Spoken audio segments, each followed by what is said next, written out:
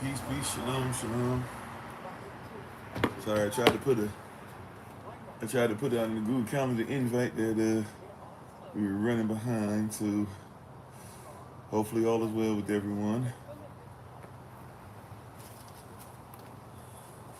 Excuse my tardiness.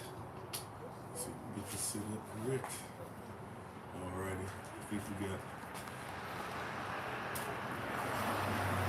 pretty decent setup. Let's see.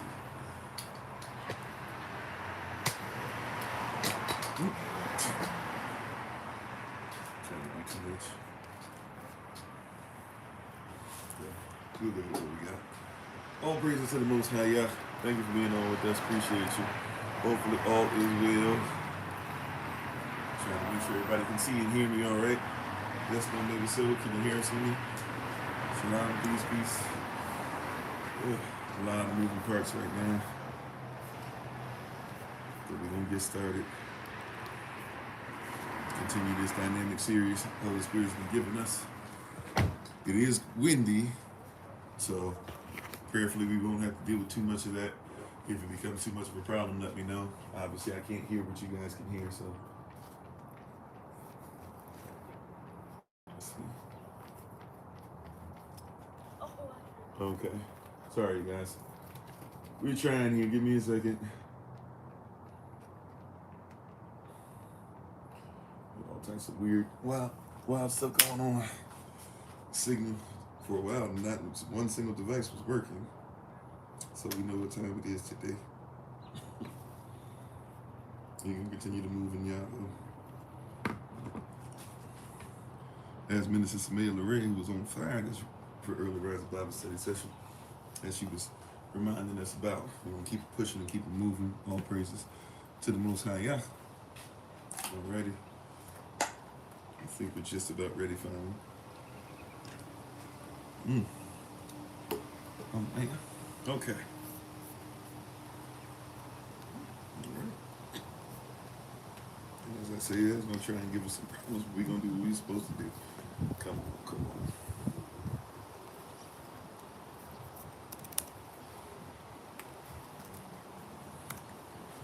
Hopefully all is well with everybody. We appreciate you.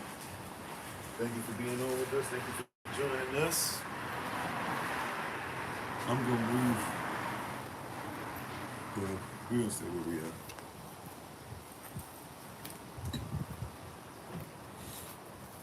It's taking forever today. Yeah, we're going to stay where. Oh, sorry. Hold on one second. Yeah.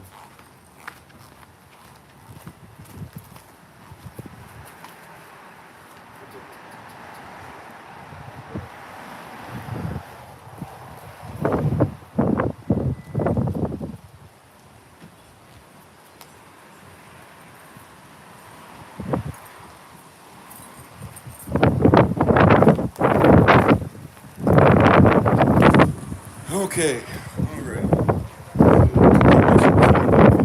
Appreciate you. It is going to be windy. So I'm going to do my best to try and speak to you. Y'all keep us in prayer. We'll touch and agree that the wind is not going to hinder the message. We're going to move forward.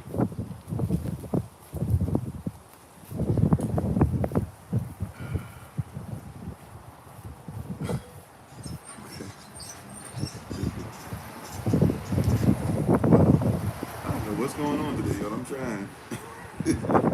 We're just making sure that we go through a whole bunch of stuff that we don't need to go through.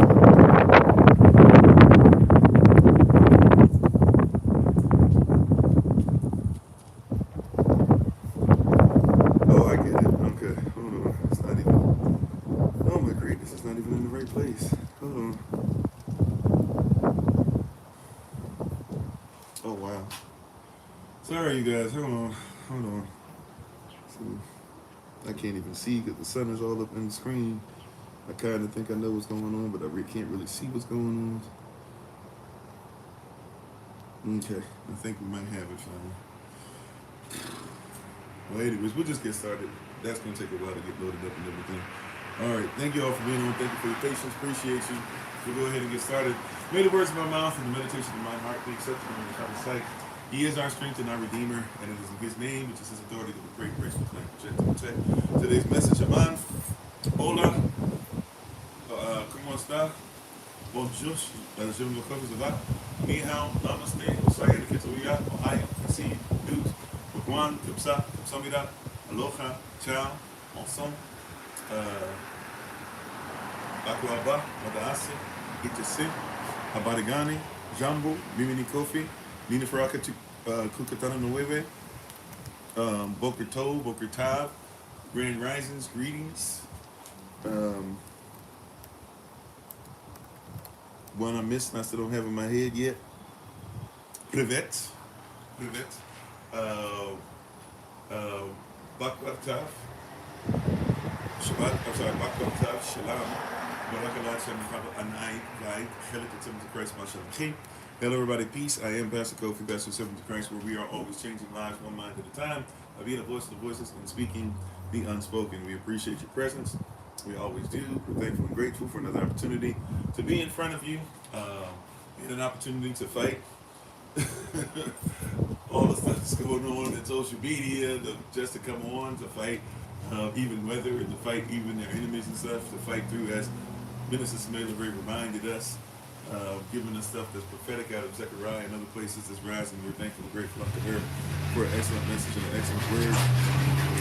And as a reminder for the rest of the day, real quick, we're to the rest of today's message, or the rest of the series, and not the rest, today's message for part of this series. As we get ready to go into this, I apologize, I need to slow my roll a little bit. I'm a little flustered and frustrated a lot.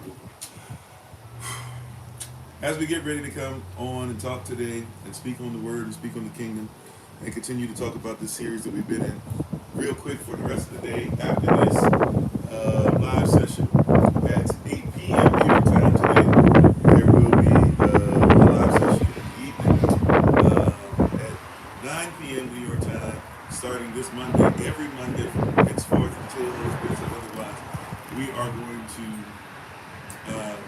have a project management meeting. So if you're interested in meeting about things behind the scenes, please feel free to join us at 9 p.m. New York time on Zoom. Also, too, if you haven't seen it, it should continue to float around and continue to be posted throughout the day. If you haven't seen the new sheet, or the new virtual sheet to fill out so we can have your information, to make sure that we have updated everybody's information in the system. All right. So we should have all those different things. Those who are supposed to call today, we've already locked in and talked. And those who are interested in order calendars, those things are there. Those who are interested in some of the books we've been talking about, we put them in the Facebook group. So you should be able to go there and see those items there that we've been talking about for different books that have come out, especially for Elder Anais and Sister Carla. Sister Carla having multiple books, and I got to double check on one book for an SOC member in England. I think we might have that book available to be able to make sure that you guys can get that as well. All right. So thank you, everybody. We appreciate you. Listen. Oh, no. Yeah, this thing. All right, anyways. Technology is not my friend right now. That's okay, right? As long as y'all can see and hear me, I'm going to do my best with the wind. Go ahead and get ready to say my Bible pledge.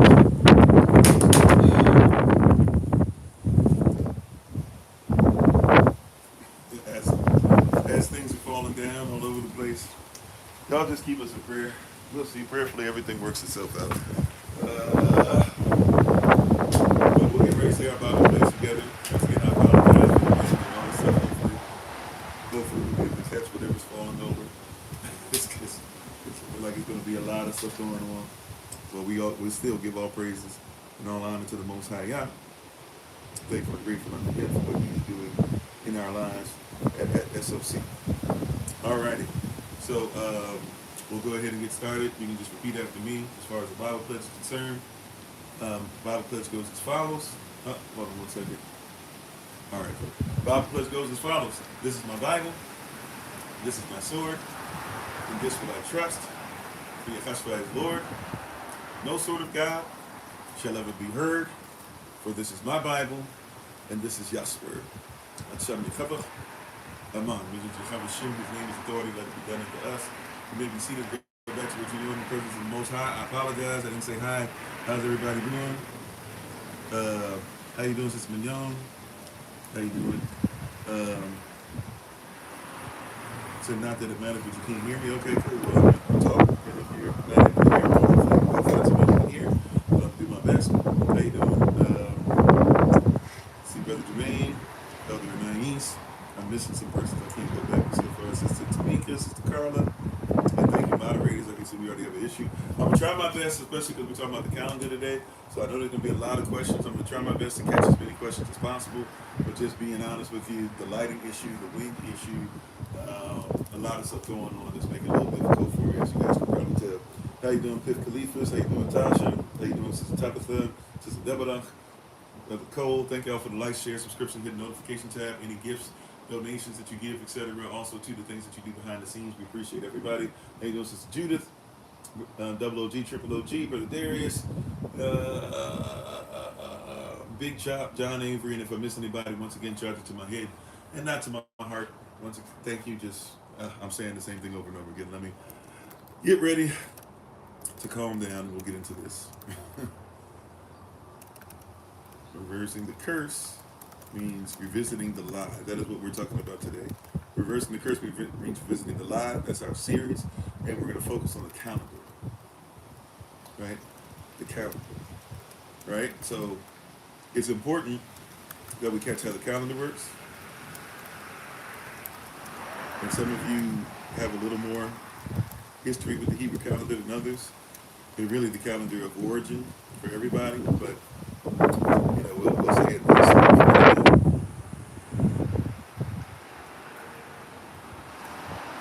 But yes, in order to reverse the curse, we have to revisit all these lies. We've been talking about a series of lies that we've taught years as a people, as a community, as a diaspora, as a so-called country, or as a corporation. And so as we go through these lies, we have to see where the lies started for, and why we can go ahead and start now to revisit. By revisiting that lie, we can start the process of revisiting the curse. So, Sister Beck, everybody who's on with us. So reversing the curse means revisiting the lie. Today we're going to talk about the calendar. All right. So the calendar is something that became like real to me some years ago. It was always real, but as many of us can attest to, many of us have not been taught much about the calendar in general. When I say the calendar, I'm talking about the actual calendar that used to be used for creation, the Hebrew calendar that still should be used, and a lot of persons are not aware of, and even has been messed with and appropriated, and has kind of gotten off track. It's in our Bible what the calendar is supposed to do, how it's supposed to be used. It gives us reference points as far as holy days, and it's something that's cultural. Like if I can say it like this, I was born and raised Jehovah's Witness, became agnostic after that. When I went into boot camp, I went to church for the first time, my first time ever in church, just to show you how something, we should continue to grow in something, right?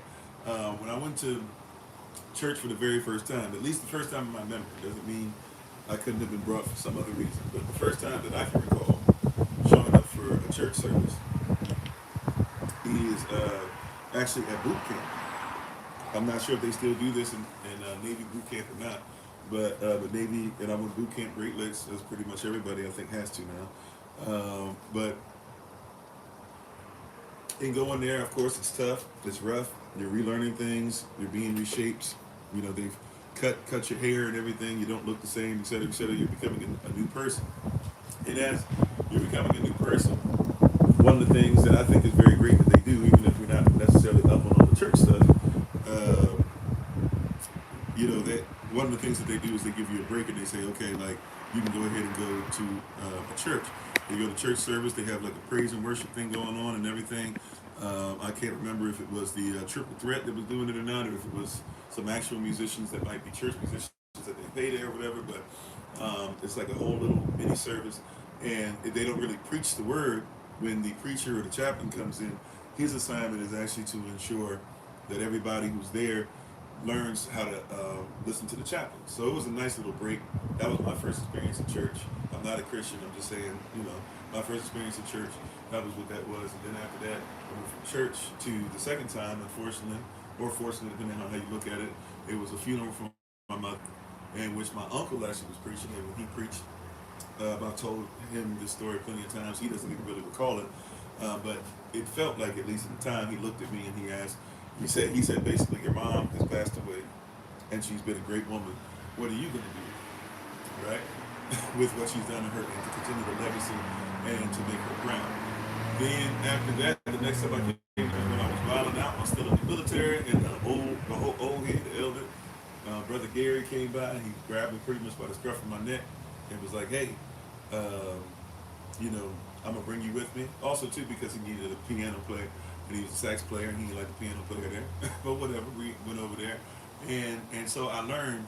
And then eventually, over time, even as playing the organ at the same place later on, I had an experience with the Holy Spirit, for the first time, right? So it was a nice experience. But then I got to a place where I realized that things that I knew already. Because remember, a Jehovah's Witness, even though I'm not a Jehovah's Witness anymore, as a Jehovah's Witness growing up, I had to learn different religions, different languages, different thought process. I had to learn. I had to be empathetic to belief systems. I had to even. I was walking door to door at 4 years old with elders, and I was at 6 years old. Got to start preaching the word.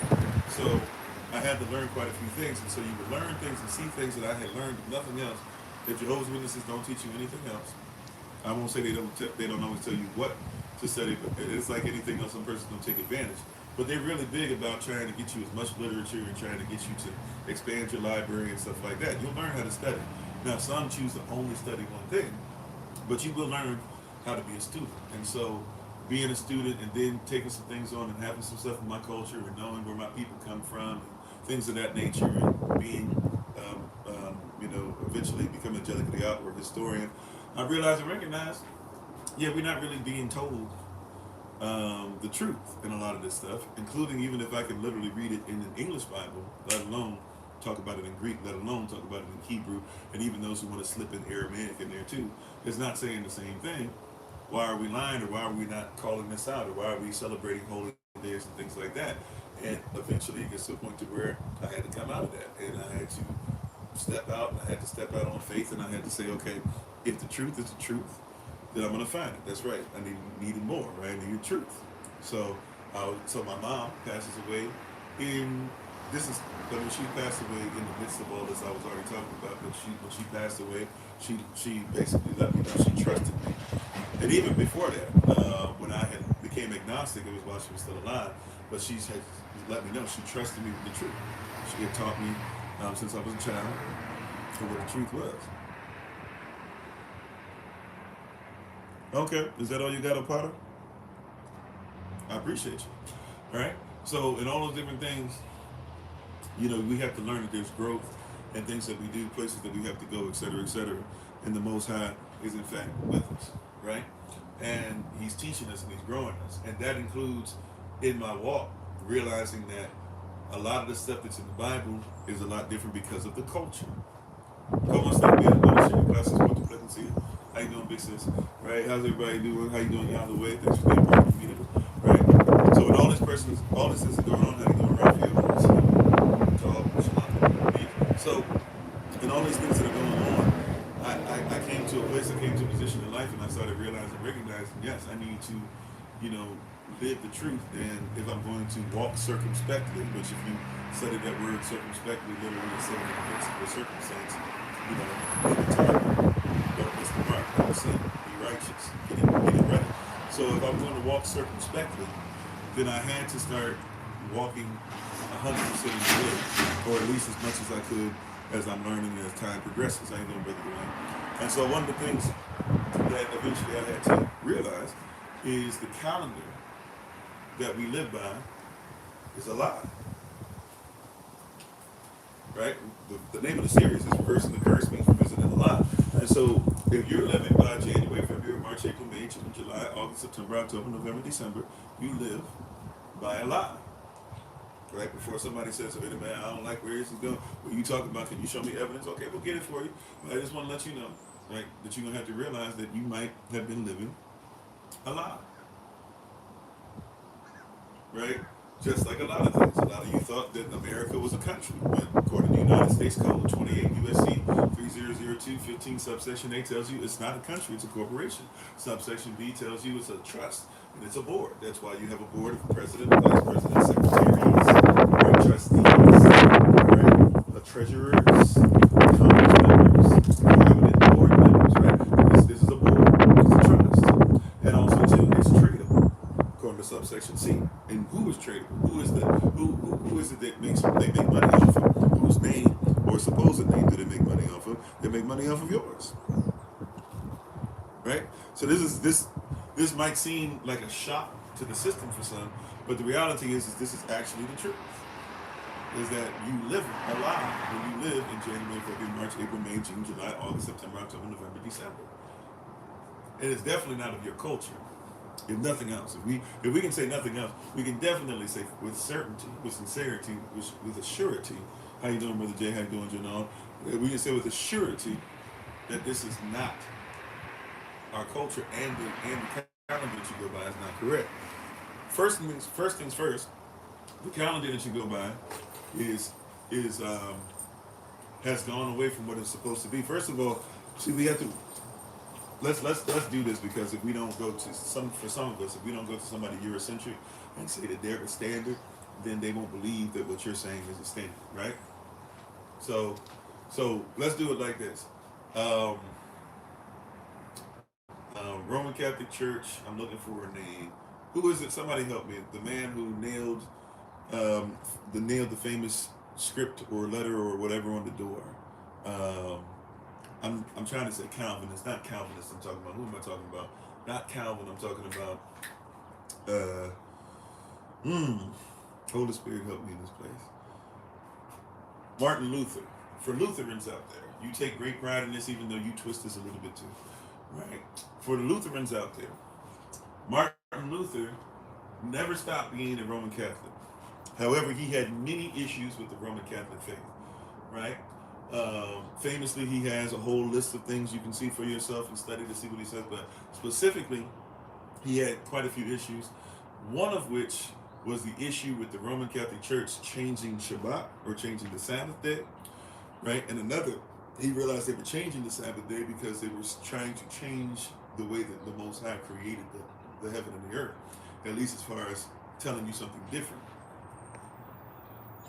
Yeah, the 99 Thesis, thank you. Yeah. So if you study Martin Luther, he actually will verify this if you need to go ahead and say, okay, I found somebody Eurocentric and he said this, okay, cool, I can hear the rest of it. Right, so go research. But he had an issue because he knew that if you start telling persons that you need to be in a sun-centric, solar-centric universe, which becomes a solar-centric, solar system, right? Solar system. So if it's solar-centric, then you have to change creation. And you have to make, instead of the earth the center of creation, you have to make the sun the center of creation. And once you move that, it turns into, persons can change it to whatever they want. And have we not seen that? Right? Have we not seen so many different versions of things that persons want to tell you and I are how heaven and earth was created, or just came into being, or it's just eternal, or it's getting bigger and smaller, or it just exploded from nothing, or it was literally nothing, or it was everything in the universe was within the size of a period and then exploded. Or right? You've heard many different things. Now some of the latest stuff is there were three different universe models that collided, and that's actually how the explosion happened. Okay, but where did they come from? Well, when you change creation, the way the Most High said creation is, then you open the door for just about anything. And how you doing? Welcome back, Frank. Right, so when I change creation, I change what happened with everything. Now somebody's saying, well, get to the calendar. What you don't recognize is the calendar is based off of the way the Most High created heaven and earth. When I change the calendar, I change creation.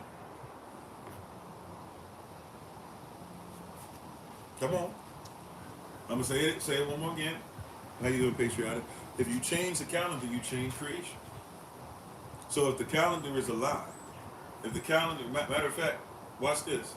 The calendar is such a lie that many of you don't even know that your calendar that you use now is a correction on the fact that they had only 10 months a year. And they could get sometimes anywhere between 20 to 60 days off track. That was one of Julius Caesar's responsibilities.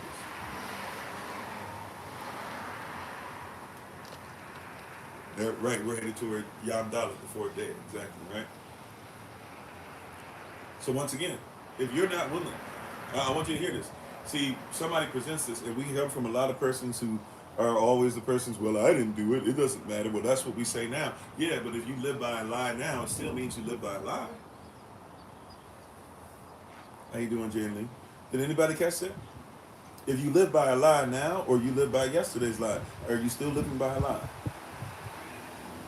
We have another saying we like to say here a lot: a half truth is always a whole lie, right? So a half truth is always what? A whole lie. Somebody gives you a part of the truth and won't reveal the whole truth, then you more than likely will never actually be able to live by the truth. So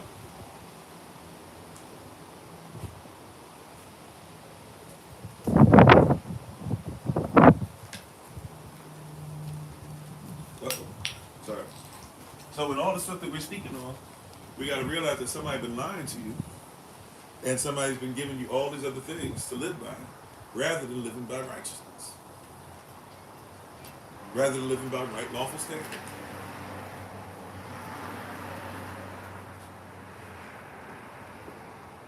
Right, rather than living by right lawful standard. Somebody has told you that this stuff. Matter of fact, what's the next thing they say when somebody begins to tell you the truth? Oh, it doesn't matter. Why are you so worried about that? It doesn't matter, right? Or all of it matters. It's either going to be, I don't see color. Color doesn't matter, or all lives matter, which means I don't have to worry about your color, and I can be colorblind. But why is it? Well, neither one of those is correct, right? Neither one of those is what Yah said. Right, like being colorblind is a sinful state to be in because it means you can't see. And so when somebody gives us truth, we should be aware of it. So a lot of persons don't know. Once again, I just mentioned about the calendar. So watch this. SOC, you guys are used to some of this stuff. We'll say it again though. If you have a calendar, right? If you have a calendar, in your calendar, all right, Frank. Usually I let you just go. I apologize. I'm gonna have to. I'm not even sure the truth is it because I appreciate you, but I usually let you kind of run on, but it's at a place where I think the persons that are here pretty much kind of received that we're talking about the calendar today. Do you have anything to give us about the calendar? There's a lot of scripture about that. Interesting enough, right? But in all these different things that are going on, when we're speaking on things, right? I need you to recognize and realize, like December. Right? December, deck is what? 10. Right? Deck is not 12, deck is 10. November, no, is 9. October is an octagon, that's 8. September, sept, that's 7.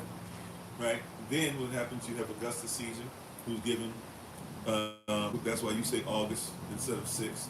You have Julius Caesar, his adopted father, or possibly even his real father. That's why July is where you instead of 5. Then you keep going back though. June, that's 4. Right? If you look right, June is 4. May is 3. April coming from 2. March, right, coming from 1. So why is it that you have 12 months? Nobody ever told you. Right? Why is it that you have 12 months?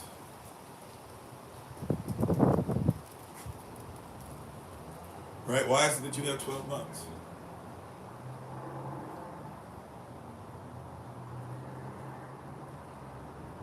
Yeah, so technically back in the day you would have been in month 9. But why do you have 12? By the way, why do you have 12 months? In March, which is spring, is the first month. How you get January is the beginning, when things are dead. Or when things really are shifting, right, and being cleansed, but when things are dead. Because exactly, January and February were added. Right? Because January and February were added.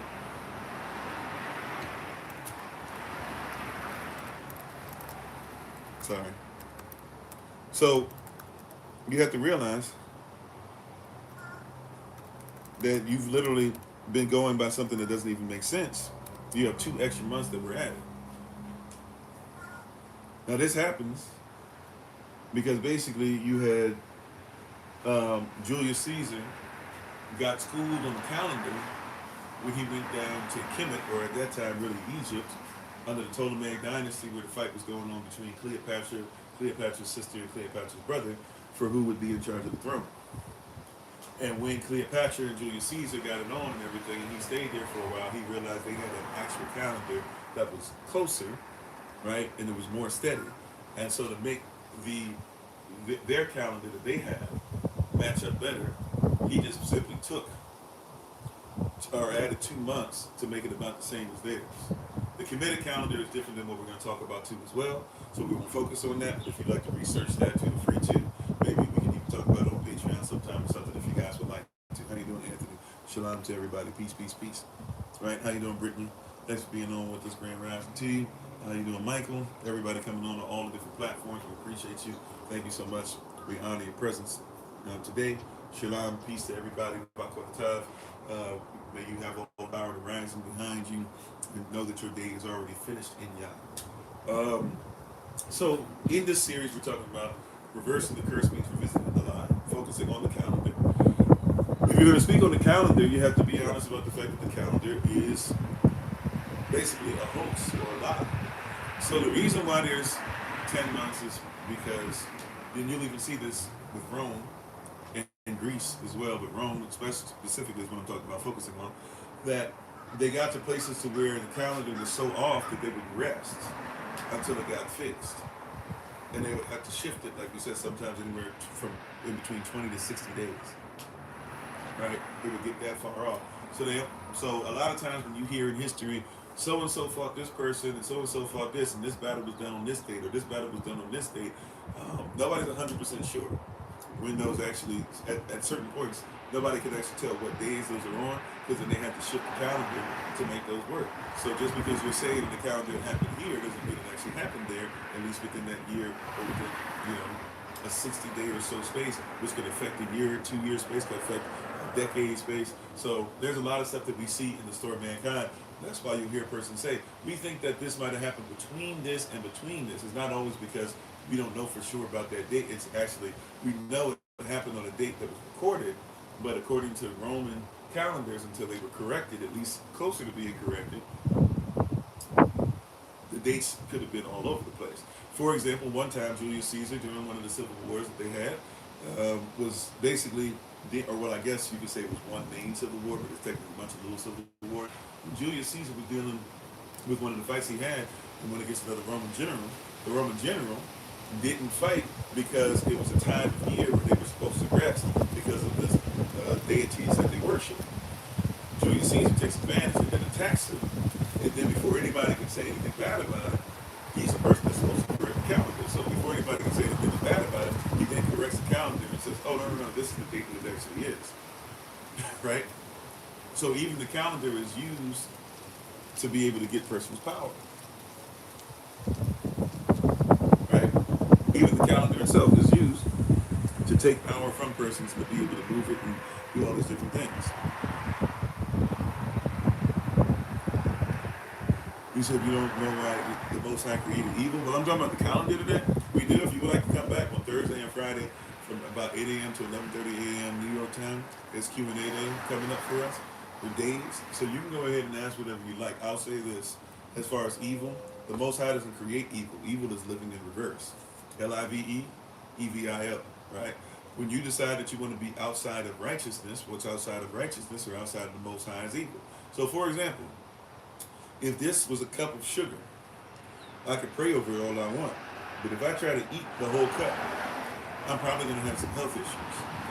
If I have the health issues, and the Most High in His natural law said, don't eat a whole cup of sugar, but I decided to eat a whole cup of it, did He create the evil that's going to happen to my body? Or did I create that by being disobedient? Right? It's like if somebody says, why did the Most High create sickness? If the Most High says, do this, eat this, live this way, blah, blah, and you won't experience sickness. But then you go ahead and you having a child and you and your spouse decide to eat all the sickness stuff, not have all the vital minerals and nutrients that you need, and then you end up having a child with a birth defect. Is that because the Most High did that, or is that because you were disobedient? Same thing with the calendar. If you're going by a calendar, That's a lie. And you're going to continue to have issues with the calendar, including how you grow food, how you eat, how you live, how to come together, how to pray, holy days, etc. Is that because he didn't give it to you, or is it because you're allowing yourself to live by a lie? It's not really that difficult, right? You said the Bible says differently. Why am I not? What does the Bible say? Moderators, it's going to be a hot second. I'm not going to let you take over because I'm talking about the calendar today. That's what I'm talking about. But that being said, see, moderators already got you. I was going to say, let them go ahead. But you might still be able to talk. Moderators might not have bounced you out. What you say? Isaiah 45:7, the King James Version. It says, I form the light and create the darkness. I make peace and create evil. I am the Lord, I do all things. The problem with this is we already went over that before. We've already gone over the scripture before, so you can go ahead and listen to the recording. I'll just say this for you and then I'm done. All right, you ready? If you look at those words, first of all, in Hebrew, they don't even say that. But let's, right, because that's what you're doing. If we're going to go with English, I created the darkness. The word darkness there is the same word that he uses in creation. The word darkness is before there even is a such thing as light. Right? Ara, enlightenment, is what he talks about in Genesis on the first day, right? Or about a shop, which is what it's really called. And Kachishak is what he talks about. Kachishak, yeah, is what he talks about for the second day. All right, the first day. I'm sorry, not first day, but on the first day when you put in darkness and light. And darkness actually means obscurity. So number one, darkness is not even talking about physical, and darkness is not talking about wickedness, it's talking about obscurity. Because when it creates heaven and earth, it's created as a gas, right? Once it goes from being a gas without forming void, then darkness is upon the face of the deep. As it cools down and becomes liquefied, obscurity. Obscurity doesn't mean evil or wicked.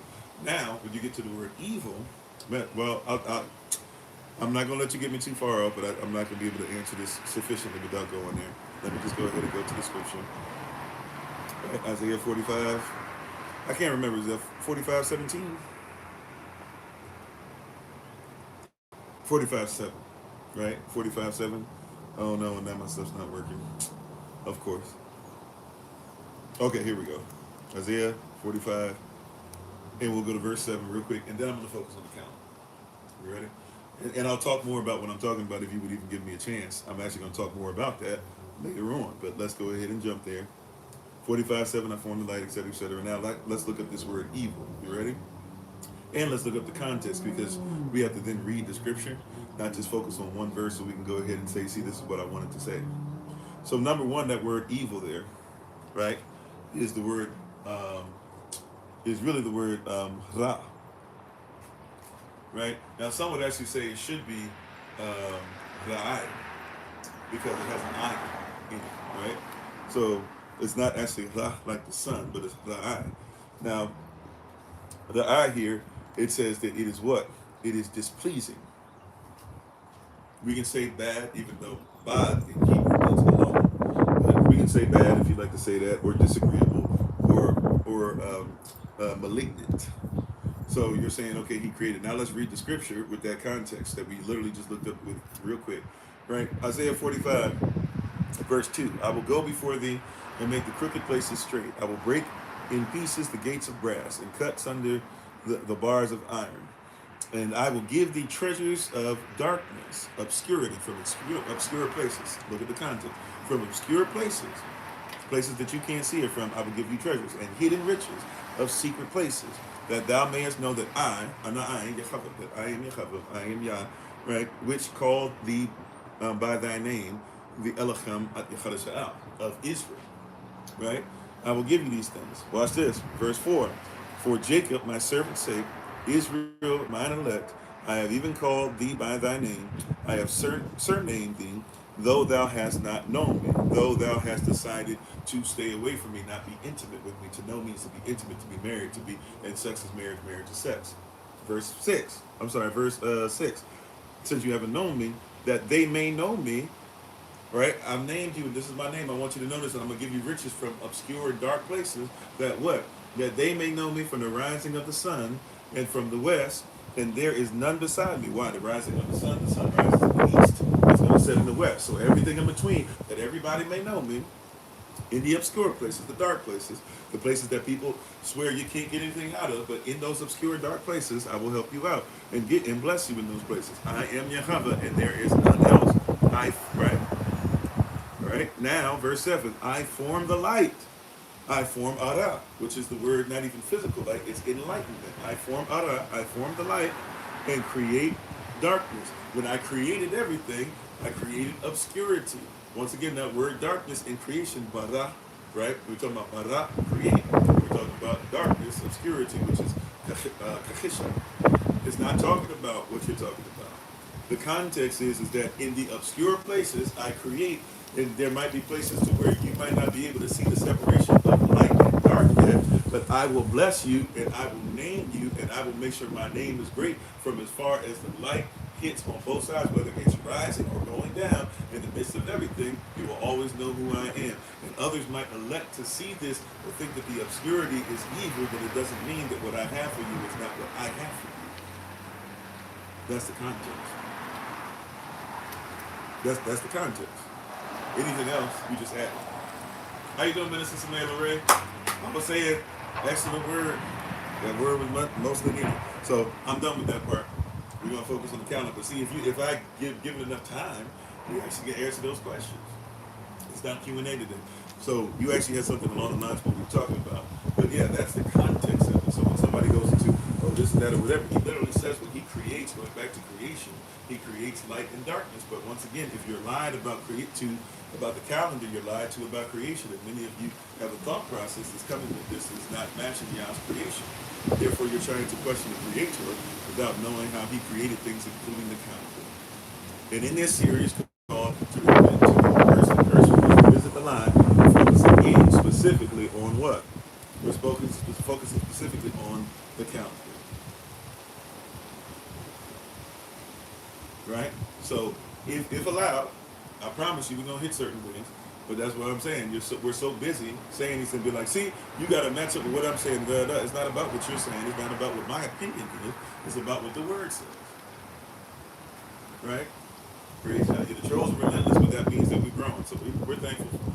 Let them come on in, and they're ready to say whatever and do whatever. And even sometimes it be your own. Right? A lot of this is our own people who are so busy fighting each other because of Willie Lynch holdovers and stuff like we were talking about yesterday that we can't even listen to each other and see where we come from and see if we might be saying the same thing. And if we worship the same Yah, even if we're learning in part, then maybe you have a part that I don't have, and maybe I might have a part that you do not have. But to initially just come on and use ad hominem and say, you don't know what you're talking about, it's crazy for you. This is how the enemy keeps us apart and keeps us where we are. Right?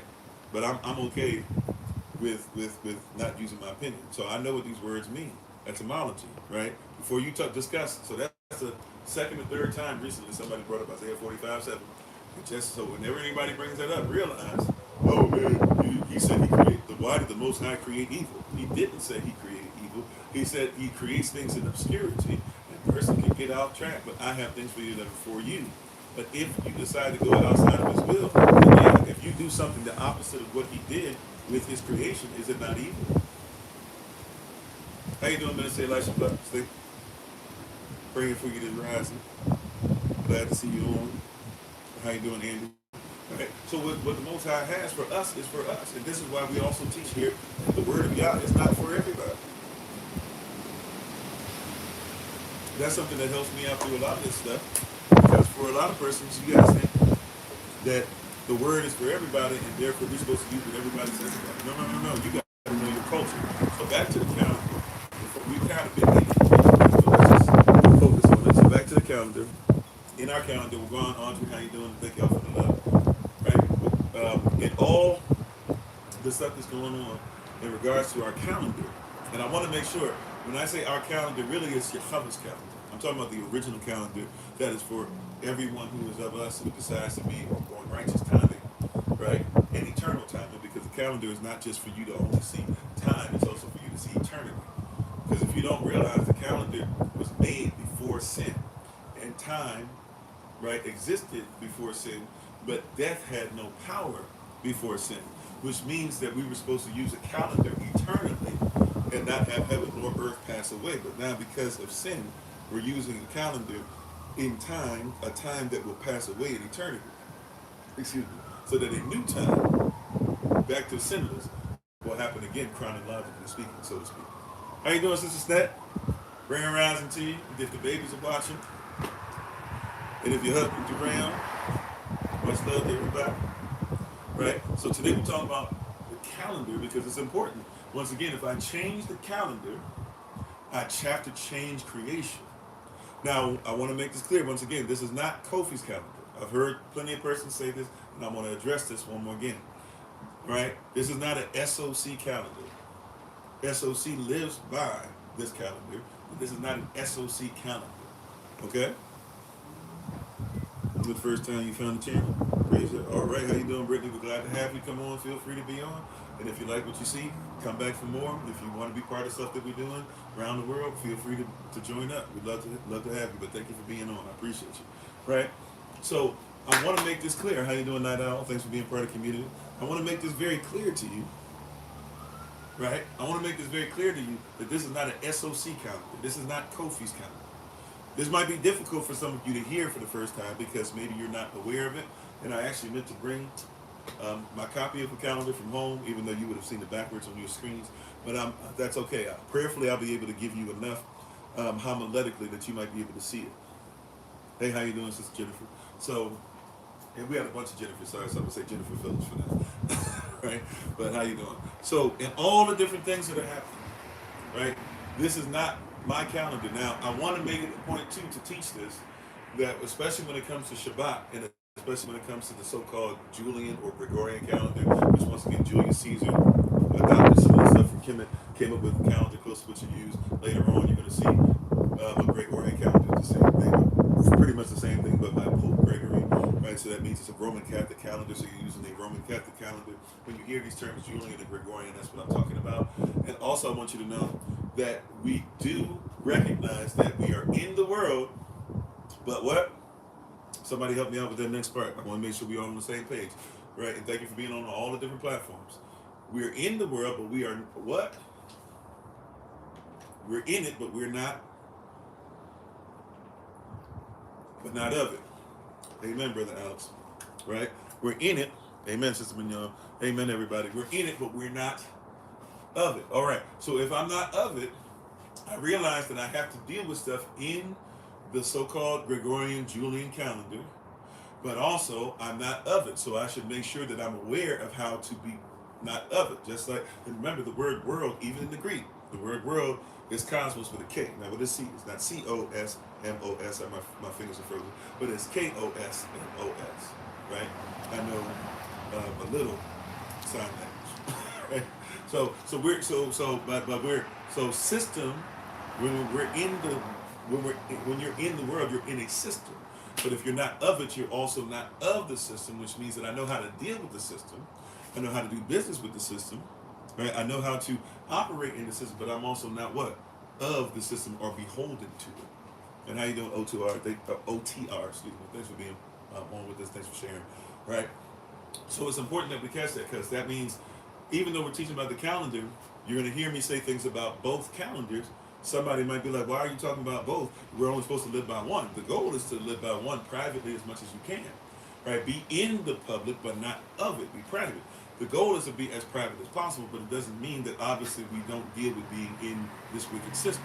So we have to be able to realize, and that's why we have to, once again, we're reversing the curse by revisiting the lie. If we go back to the lie, we can see the lie around us in the system, and therefore we can reverse the curse and not have to be of what's around us. Okay, so if that doesn't make sense, how you doing, Sister Taylor? How you doing, Brother Dennis? So if that doesn't make sense, for example, I tell persons that I look at Shabbat in two different ways. Somebody would say, that doesn't make sense. Just tell me what Shabbat is. Shabbat is the seventh day of the week. Just hang in there for a second. Shabbat is the seventh day of the week. That's not even up for debate. Day number 7 is always Shabbat. But you have two calendars. Meaning that I have Shabbat that goes, if you're going by the Gregorian calendar, or the Julian calendar, right, the calendar that everybody's used to, January through December, then you're going to have Saturday, no matter what, every 7th day.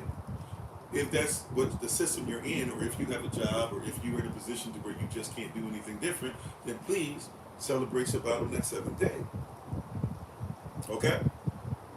Or if you have another system, the system set up, hey, take time out to at least start setting aside a day for Shabbat. At least get closer. How you doing? Right? At least get closer to him by doing more of his word, right? You might not be in a position yet to where you can give up a job, or you can walk into HR and tell them, hey, I'm not going to do anything except for this day. You might not be in that position. Okay, well then at least whatever day you can, especially, and most of us come to an agreement on Saturday, which used to be Shabbat, even in the Roman Catholic Church, it used to be the day of worship. So, or Seventh-day Adventist, or different person, etc. So if that's what you agree on, fine. We make Saturday, even for us at SOC, mainly, that's what we do. We say Shabbat Shalom. On Saturday, we set it aside. Okay. Now, if you're able to, though, the closer you get to it, the goal is to get to Shabbat. Now, Shabbat in the kingdom works different, and we'll speak more on this. I'm going to give out a lot of information today, so I'm going to try to answer questions as much as I can, but I'm being honest, today's going to be more informational. Just hang in there. Okay? We started late today on top of that, had issues on top of that starting, so just give me a little bit of so-called grace, give me a little bit of mercy today. We'll probably go a little, not a little, we'll probably go over today as well. But I have a bunch of information and I want to be obedient. All right? And also, too, we have 2 days off after this, so you'll have a couple of days if you want to go back to this, if you want to join up on some stuff. Maybe we'll even talk about it on Patreon or something like that a little bit this week or whatever, and I'll try to make it free if we can, so that anybody can come in, even if you're not a member on Patreon, whatever, we'll see. All right? If you want to have Q&A on it, y'all have to let me know about that. That being said, right, for today, I'm going to spit out a lot of information, right? I'm going to spit out facts. Now remember, facts are not truth, but we're trying to give contextual facts that reveal truth. So you got to roll. All right. So Saturday for most of us is Shabbat. All right. However, when we get to the actual Hebrew calendar, the way it works is that we follow the moon and not the sun. The sun is for seasons, right, and for years.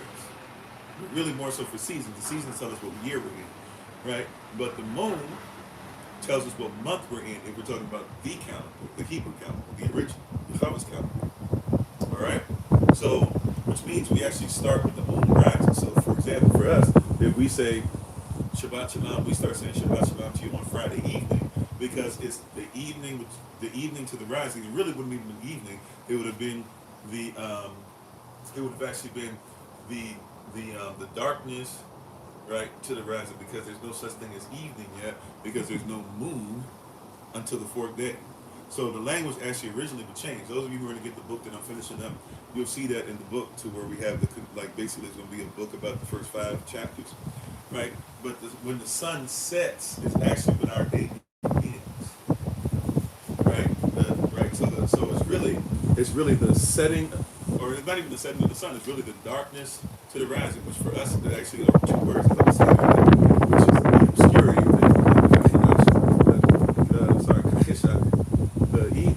the darkness or obscurity, right, until the rising, right? The obscurity to the rising, or the obscurity to the light. So your day starts in darkness, but all darkness is brought to light.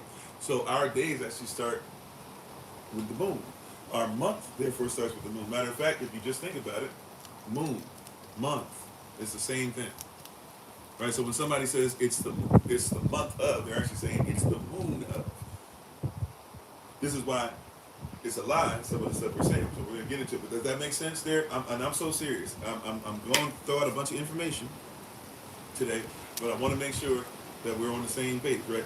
So the moon, are you hearing what I'm saying? The moon and month are the same thing. If it's the moon, so it should be, if it is the month of January, it should be the moon of January. Okay?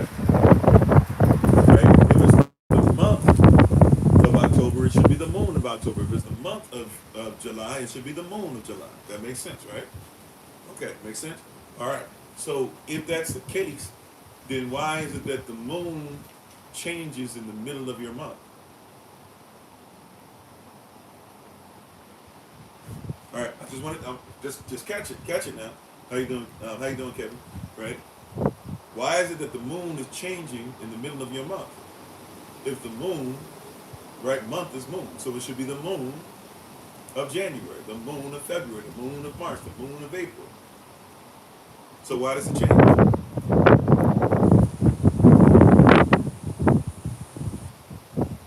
Oh, part Cherokee? Well, okay. Well, what's up? I'm glad to get to we have Cherokee as well, right? So yeah, well, we should look like Israel, right? Right, right. But so the moon is not. So the moon is supposed to be per month. So every month is a moon, right? There's a cycle of the moon. There's something called what we call today the new moon. New moon doesn't mean full, right? For example, if you conceive a child, that's a new child. I know some of you don't believe this, but when you have a baby in the womb, right, and the sperm hits the egg, as far as y'all's concerned, that baby is alive. See, we change stuff. I'm just trying to tell you, you change stuff, you change the culture, you change what it meant originally, you change the mindset, right? So when the sperm hits the egg, conception, something is conceived, the baby begins to live. That is a new child, even in the womb, right? The child learns language not when it's born. The child learns language in the womb. You didn't know that, right? Look it up. They've done research on it. They've had speakers speak to children after they've been born, and even while they're in the womb, right? And if let's say the family is I don't know, let's say the family is Yoruba, and they decide that they're gonna go ahead and start speaking Kiswahili. The baby doesn't react to the Kiswahili except for maybe some words that be similar, because the baby in the womb and even outside the womb doesn't know. But when the baby gets Yoruba, the baby begins to move. Why is that? Because the baby didn't just learn once it got out the womb, when it was conceived. And if you want to go deeper, the baby learned, this is why you have to be careful about generational curses, the baby learned from what came from the sperm and what came from the egg. So if you were a drunk, right, and when the sperm entered the egg, daddy, then that means the baby's going to have some issues with drunkenness. This is the fact, which leads to contextual, which is contextual fact, which leads to truth. This is the truth. You can trace this stuff, right? If mama, right, was having too much wine while the baby's in the womb, the baby's gonna have some issues with what? With drunkenness, right? Okay, cool. So, in the same manner, right, the information is being fed and the baby is new. Just because you can't see the baby without a microscope doesn't mean the baby doesn't exist. All right. Well, the same way with the moon. When you say new moon, Cass, we talking about full moon. No, a full moon is basically the middle of the moon's life cycle. Right? The moon is the middle. When are you at your best? When are you usually at your best? You're usually at the best in the middle of your life. That's when your mental faculties meet your physical faculties, and for the most part, that's when you feel like, at least from what person's telling us, that you're supposed to be at your best. That's when you're supposed to get your most done. That's when you're going to have the best, right? Whatever, if you get 40, 50, 60, 70, 80, whatever it is, I'm just saying, when those two things hit, the mental prowess meets the physical prowess, you're supposed to be able to be at a greater level. That's what they say. Okay, but that's the moon, when it's full, that's the middle of the moon cycle. And then just like when we get older, we begin to decline. When the moon gets older, it begins to decline. When it hits back to zero, then it starts the next cycle. Or sisters, right? When you're talking about your cycle, right? Same kind of thing, right? When there's nothing there, then there's going to be a chance to where the egg can come through. All of a sudden it has an opportunity to. There's a high point to where you can conceive. Conception doesn't happen. All of a sudden it begins to die. Estrogen and all that stuff takes place, right? And prayerfully you got your progesterone together so that your progesterone levels are there. We won't go through all that. But you dig what I'm saying? So the moon is when it's at its full, and it's a full moon, it is the middle of the month. When the moon is first starting, it is a new moon. When the moon gets waning, it's clear. Okay? Right? That's how that works. So new moon, I'm putting that out there for a reason. We're going to take our time with this today. And I apologize for it being super windy, and I'm trying my best to keep my stuff from falling all over the place. Prayerfully y'all can still hear me. But yeah, so the new moon right? The new moon is new when it first starts. So the new month is what starts when the moon starts. The month is halfway through when the moon is full. The month is at its end when the moon is waning or declining, or whichever we would say, right? When it's becoming less and less and less. Okay, it gets to that crescent and then disappears to then come back. All right. So that's a new moon. The reason why we put that stuff out there is because therefore that means that our months are not right and our Sabbaths are going to change. Now this is when it gets confusing. And I'm going to show you why they changed all this stuff and everything in a minute. But I just want to make sure that it gets confusing. But I want to put this up front. So as we're saying this, and if there are any questions concerning this, at least you'll have that stuff up front rather than me trying to explain this at the end. Okay? So what happens with the moon in the original calendar, right? Closer to the Kemetic calendar, but even before the Kemetic calendar, the original calendar that was used before we got to all this other stuff, all different cultures, and now you use January through December. Remember, March through December means 1 through 10, so that means they only used 10 months. They didn't even know what they were doing. They had to add 2 extra ones, but then somehow by adding 2 extra ones told you to worship January. And if I can just put this over there too, you might not know this. The reason why there's 31 days in some months, 30 days in others, and then 28 days and 29 days in one month is because they put it according to their deities or their spirits or what you call their gods. If you didn't know that. So what am I saying? So for example, January has 31 days. March has 31 days. July has 31 days. May has 31 days. October has 31 days. December has 31 days. Not sure about August. I think there's 31 days in August. I could be wrong about that. Now, those have 31 days because the spirits that they attach to those months that they worship, the spirits that they worship on those months that were kind of like, think of like patron saints of those months, the spirits that they worship those months, those they said they were so-called good luck spirits, the spirits that brought so-called good luck. So they made those months longer. The spirits that they said were not bad but not necessarily great, they gave them 30-day months. But then there's one spirit that's really unlucky, so to speak, and they made that one only 28 days, so that when there is a leap year and you put one extra day, it would still only be 29 days. That's why that happened. And the Roman Catholic Church is continuing the same thing because as we know, Christianity is the mix of the iron and clay, or the mix of what Israel's supposed to do and what the world. And I'm sorry, I know it's extra. I'm trying my best. And it's cold in here too. There's a shade. I probably should have just done this outside. It's all good.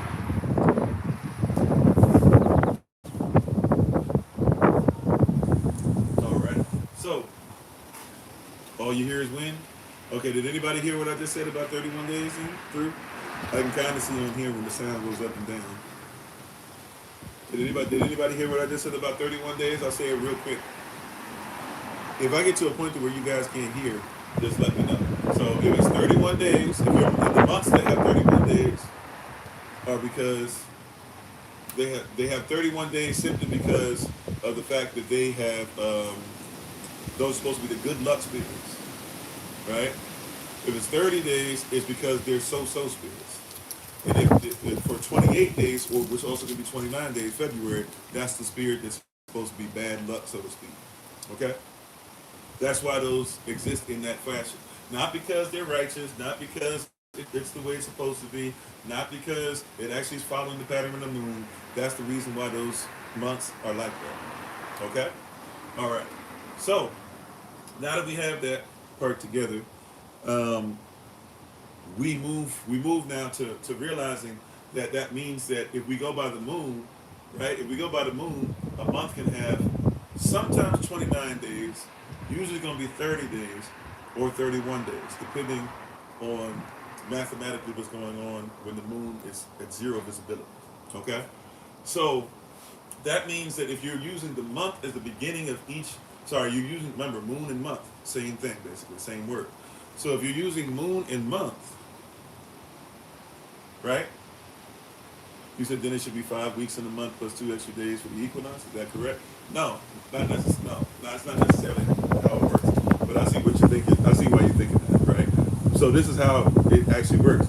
So every moon. So for example, the first day of our new year, I believe this year is going to be March the. I gotta do math. I'm sorry, I'm not great at it. March the 17th or March the 16th, something like that. Might be the evening of the 16th into the day of the 17th, but somewhere around there, right? Is going to be it for this upcoming year. All right, and so, that's because it's spring, because spring is the new year for everybody except the West somehow. No, well we're talking about both simultaneously, so I get that, right? So March 20th, no, because Passover is April 1st. So Passover is the 14th day of the new year, and so you would have to go basically 14 days back from that. So what, 31, right? March is 31 days, so 31, 30, 29, 28, 27, 26, 25, 24, 23, 22, 21, 20, 19, 18. Oh, I'm way off. Sorry. So another 15, 18. Yeah, I think I did that correctly. 14. So the 18th day, so sorry, April 18th is the first day of the year. Rosh Chodesh Nisan. Rosh Chodesh basically meaning like it's a new month or a new year or a new moon. So Rosh Chodesh, Rosh or Chodesh in Paleo Hebrew is a character literally meaning it's the head of, it's the beginning of. And then Chodesh is the month. So Rosh Chodesh Nisan for us is the beginning of the new year. It's also the beginning of spring, right? And on the 14th day of Nisan, when we do the math that gets us to April 1st, that's when Passover is. See how important the calendar is? So it's much of the calendar. Let's start doing some quick math. But here's the deal. Watch this. So for us, if you're using Saturday, once again we talked about that. If you're using Saturday for Shabbat, we also do things on Saturday for Shabbat as well, because we know most of us that's what we can do. And once again, if that's what you can do what you can in the midst of your captivity as we keep working toward getting out of our captivity. The goal, however, is to get back to as much perfection as possible. So what was original was that instead of we're just used no matter what, there's always going to be 7 days, 7 days, 7 days. Once, let's just say there's 30 days in the month. The month will be in the month, right? So if there's 30 days in our month, that's Nisan, that's Tesla, right? Which is basically when you have they try to say that's Shoshana and all that stuff, right? Like the same month as that or anything. Let's say that's only 30 days. If that ends up being a 30-day month, that means that we're going to have 4 weeks, right? So we're going to have 7 plus 7 plus 7 plus 7. Everybody get that, right? We're going to have 4 weeks, 7 plus 7 plus 7 plus 7. But then we have 2 days extra before the new months happen, before the new moon happens. You dig what I'm saying? You get it? Right? I got 1, 2, 3, 4 weeks. And then let's say I have 2 more days. Then the new moon happens. What happens on the worldly or Gregorian or Julian calendar, the calendar of today, is that once that hits, what you've been taught is it doesn't matter, just keep counting 3, 4, 5, 6, 7. Okay? Right? First week, 1, 2, 3, 4, 5, 6, 7 days. Second week, 1, 2, 3, 4, 5, 6, 7 days. Third week, 1, 2, 3, 4, 5, 6, 7 days. Fourth week, 1, 2, 3, 4, 5, 6, 7 days. What you've been taught is at the beginning of the 5th week, what we've been taught is you get 1, 2, but then the new moon happens, and what you've been taught is even if it's a new month, keep thinking 3, 4, 5, 6, 7. Don't start over again, but keep thinking. What you're supposed to do though is once you get to 1, 2, 3, 4, 5, 6, 7 on the 4th week, and then you go in the 5th week, 1, 2. Guess what you do? If it's a new moon, then you start over. You don't go 3, 4, 5, 6, 7. You just start counting again. 1, 2, 3, 4, 5, 6, 7. That's really difficult. I wish I had known it was with me. I probably would have just stayed somewhere else and made sure I could actually literally just show you guys on a whiteboard or something. But that's, you were trained by the Gregorian and Julian calendar to keep counting in 7s no matter what. But in the Hebrew calendar, and by the way, the original calendar for all Adam, for all mankind, right? The original calendar is supposed to be what? When the moon is new, we start counting from 1 again. No matter what number, if you're on number 1, there's 1 day in the new moon, start counting 1, 2, 3, 4, 5, 6, 7 again. If you're on day number 2 and then there's a new moon after that, start counting 1, 2, 3, 4, 5, 6, 7 again. If you're on day number 3 and there's a new moon after that, that's what you start doing, counting 1, 2, 3, 4, 5, 6, 7 again. Because we don't go by just 7 days no matter what. We go by the moon. Makes kingdom sense, not common sense, right? So it's difficult, but the more you do it, it's one of those things where you've been doing the Gregorian and Julian calendar for so long that it makes more sense to you than the other one. But you do it long enough, you'll start realizing, oh, okay. So what it also means as far as Shabbat, right? What it also means as far as Shabbat, well, the equinox and all that stuff doesn't change anything. We always have a new month, no matter what. If we get to a place, see, watch this. So, well, we'll get to that. We'll get to that. If I don't even know if I'll be able to explain it exactly in just one teaching, but I promise I'll get to that. I promise I will. Right? Because the equinox is, once again, a worldly thought process. I'm not saying the equinox is not real. It's just called something different, but it's part of somebody else's culture and religious belief, so that when you start talking about the equinox, you're thinking differently than what Yah has done. Right? So some years in the Israelite calendar, there are actually 13 months, because, once again, if you're counting, see, this is when I'm using 2 calendars. If you're in, let's say, every 365 days, sometimes in 365 days, you will only have 12 new moons, but a lot of times in 365 calendar, you will have 13 new moons, right? And that 13th one is there, by the way, to let us know how to jump. See, the moon tells us where we are each month. The sun tells us where we are each year. So we pay attention to the position of the sun for the year and for the changing of seasons. We pay attention to the moon for each month, right? I'll try to explain that more in a little bit, but it can be confusing. But the moon is for the month. The sun is for the matter. Let's do this. Let's go to Badashat Alav. Let's go to Genesis chapter 1. Right? Let's go over to Genesis chapter 1.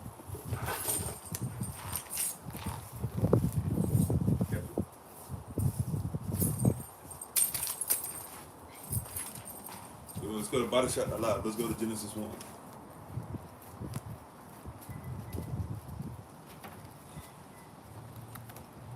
Uh-oh. My fingers are not working. Okay, let's go to Genesis 1. Alright, then let's go all the way down to Yom Dalet, or the 4th day, 4th period of time, which is when the sun, the moon, and the stars are created. They were created in the beginning.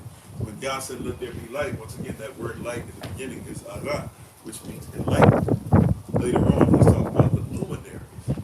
See, the light he talks about in day 1, any light mentioned in day 1, 2, and 3 is enlightenment.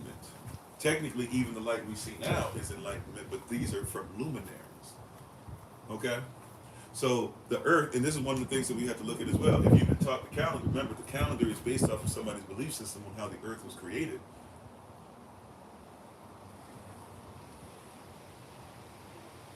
Mom, that's great. Right? So whoever teaching you about the calendar is teaching you about belief.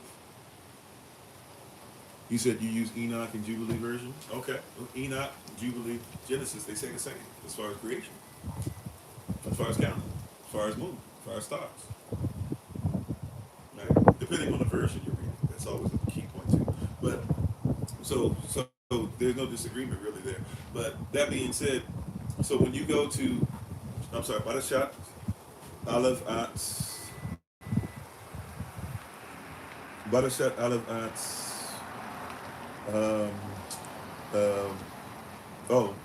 at Yavad or at Yad Dalet, Genesis chapter 1 verse 14. At Elohim Asar, and Elohim said, let there be lights in the firmament. So for the first time we go from light to lights. That's a key. That means if we're talking about 2 different things, we're talking about 2 different words. If we were talking about Hebrew, right? Technically 2 different words in English because one is the plural version, but if you get the sense, right? Enlightenment is day 1. Enlightenment is day 2. Enlightenment is day 3. Day 4, or the 4th period of time, is go from enlightenment to actual physical lights or luminaries. So let there be lights or luminaries in the laquaya, or what you guys call the firmament, the laquaya of heaven. Right now, we have to be careful about this word too, because the laquaya. Some of you have been taught even wrong about that. Now you think the word laquaya is firmament, but firmament actually comes from Neptune. There was a Titan named Neptune. That's where you get the planet name from, right? There was a Titan named Neptune. Neptune is supposed to be I'm sorry, not Neptune. Neptune had a twin brother named Uranus, or what you call Uranus, right?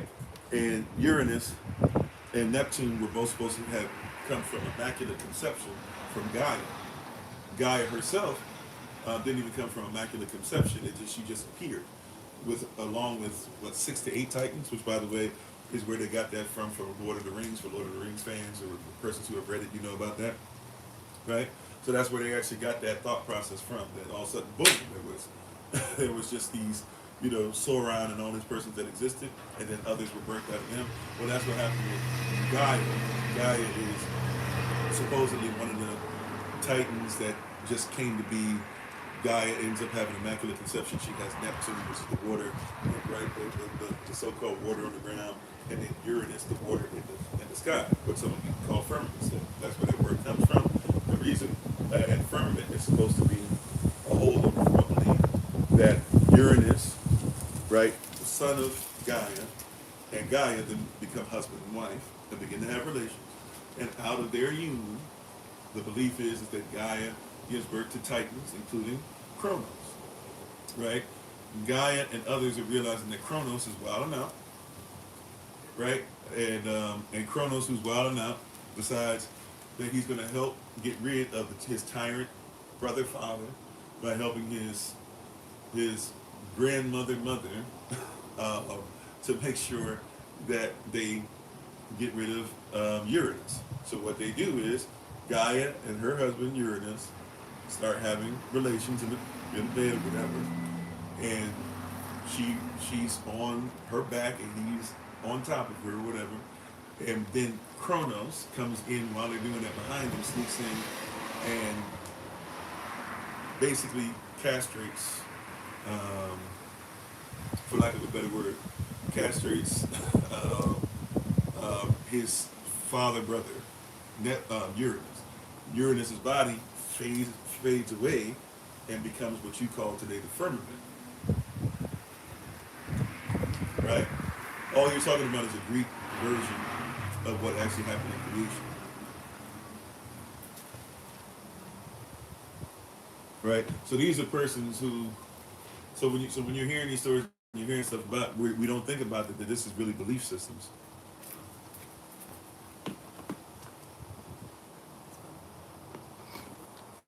So these are basically just stories of person's belief systems.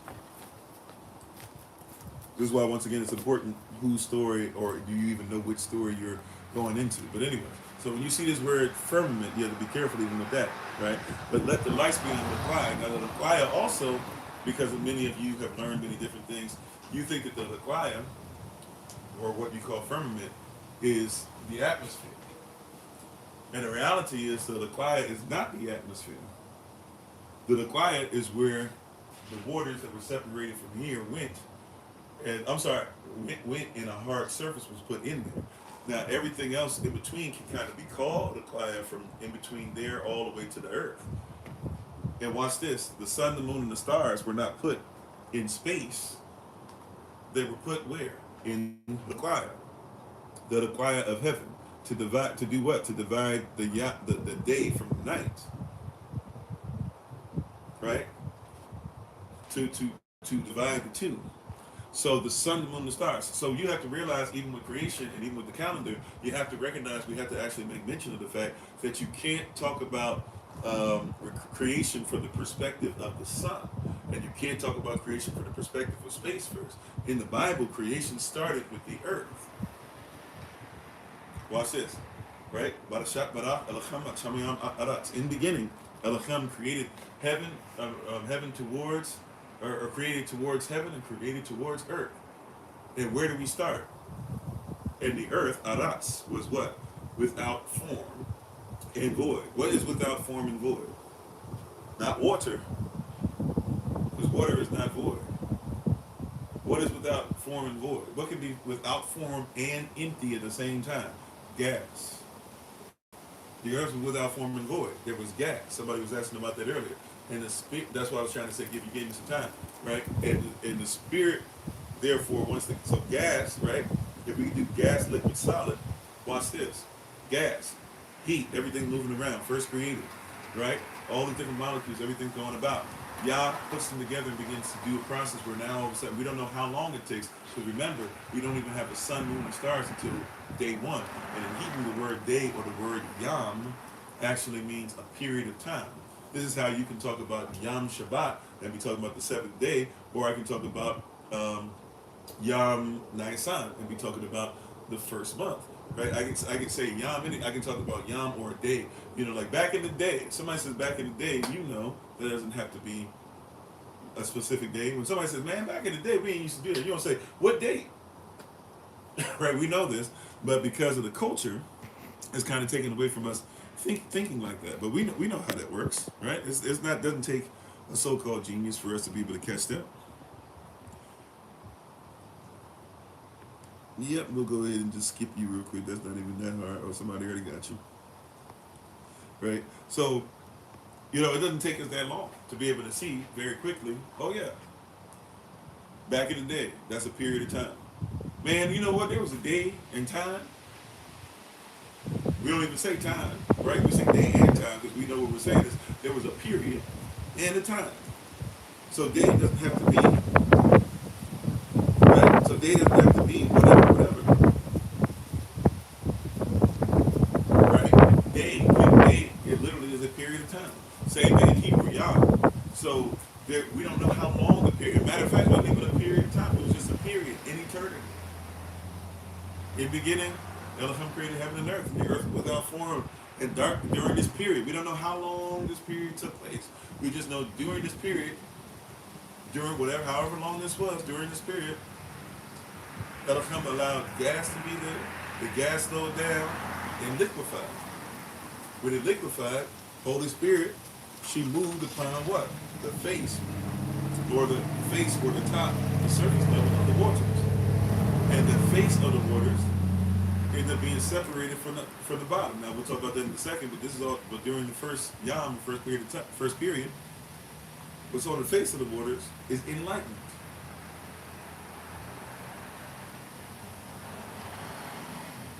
What's on the face is enlightenment, right? So there's enlightenment on the top. It is obscurity still on the bottom, right? If you start to learn something, it takes a little while for it to seep through, right? That's the context. Okay, so on the face, we got a certain thing going on, and in the bottom, right, we have a certain thing going on. But anyways, he says, and let there be light. Let there be ara, enlightenment upon it, and there was. So once Holy Spirit moves upon it, it's enlightened. Whatever Holy Spirit touches is enlightened. Sorry about the wind. Right? So whatever Holy Spirit is on top of is enlightened. Catch that? Everybody with me? I know the wind is picking up. But did you guys catch that so far?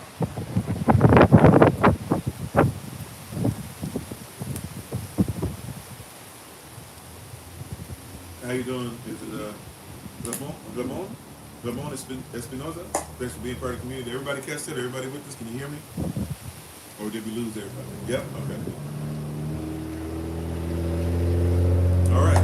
So what's on the top is enlightenment. The Holy Spirit moved upon the face of the waters. And once she touches it, Elohim says, let there be ara, enlightenment, and there was enlightenment. Right? And he saw the enlightenment, and he called that tabah. Tabah, or so-called good. Tabah, meaning to be righteous, meaning to be lawful, meaning to be of him, meaning to be perfect, or being perfected. And then what did he do? He then separates the enlightenment, ara, from obscurity. Obscurity does not mean evil. Obscurity means what? Obscurity means like you can barely see it. Right? I can't quite see what's going on. Then it's obscure. So darkness is actually a word for obscurity. It doesn't say that it's black. It doesn't say that it's without light. It says it's obscure.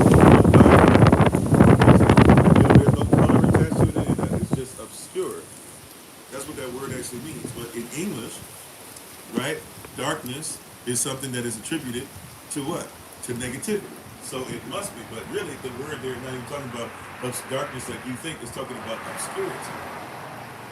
Okay. All right. So he separates the enlightenment from the obscurity. And the anything that's enlightened, he actually calls a period of time for him. Anything that's obscure, right? He calls not evening, but he calls night, because it can't be any evening until you have a moon. Right? There's no eve until you have a moon. Some of you, we'll talk about that in a second if you don't know about who Ishtar is. But there's no eve until you have a moon. Right? The eve of something is talking about we're getting ready to go into the evening. Well, you can't have an eve until you have a moon. That word that they used there was not even original. That's just something that's thrown in. Right? So he says that basically I call what's enlightened the period of time that I'm in, because whenever Yah is there, it's enlightened. Whenever he shows up, he sheds light on it. Right? And whatever's obscure, he calls Layab, or he calls, some of you say Layelatab or Layelatab, he calls Layab. He says that is, it's not the evening. That's what we're going to. I'm sorry, I'm saying it wrong. Okay, pause on that. If we need that anyway, I might be going to something unnecessary. Pause on that. Layab, I think I'm giving you the wrong translation. Anyway, I apologize on that. Pause on that Layab piece. If we come back to it, we come back to it. With that being said, right, can you see the difference? Can you see the difference? Can you see that you have been taught and trained on something that's outside of like what's original? We wrestle not against flesh and blood, but what? Against principality, principle, and original thing. See, after that, then he says it's Tabah. Then what does he do? He moves to the second period, the second day, right? Yam Ba'at, or Yam Bit. But he uses moves to the second day. What does he do that? He then comes right behind that, the enlightened part that has had Holy Spirit on it longer. He takes that and he separates it from what? From the obscure. The obscure is still going to be enlightened, but he's going to give it time to be enlightened, right? And he's going to take from that up to something called the Klaya, or what persons still call the firmament, the Klaya, the hard surface. And he separates the two, one from another, right? And he then takes that water, right, and hardens it, gas, liquid, solid. And he'll take the bottom water, allow it to become more enlightened, and as that becomes more enlightened, then out of that comes something solid as well, gas, liquid, solid. So creation, whether you're talking about the Klaya or whether you're talking about the earth, they're basically both the same. When it says in beginning Elohim created created heaven and earth, it didn't say heavens, it said the heaven. It's singular. So when persons talk about heavens, they're talking about something different, right? They're talking about all these other things. No, heaven and earth. The heaven it's specifically talking about is the Klaya. Now this is going to sound weird to some, but remember how I said earlier, the Klaya is when everything's separated, and he calls that the Klaya. But technically, anything in between the Klaya all the way up to where we can't see, to where they sometimes even try to shoot nuclear weapons through, and they haven't been able to get them through. For those of you who've read on that, right? Everything in between that hard surface, technically all the way down to Aratz, to the earth, can be considered to be the Klaya, because it's all inside of the Klaya. A lot of persons don't know. So the dome that you guys be talking about, if it is in fact in the shape of a dome, I'm not here to tell you 100% that.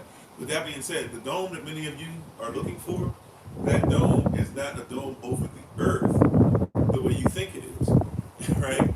It's actually a dome that goes all the way over anything that's considered to be universe.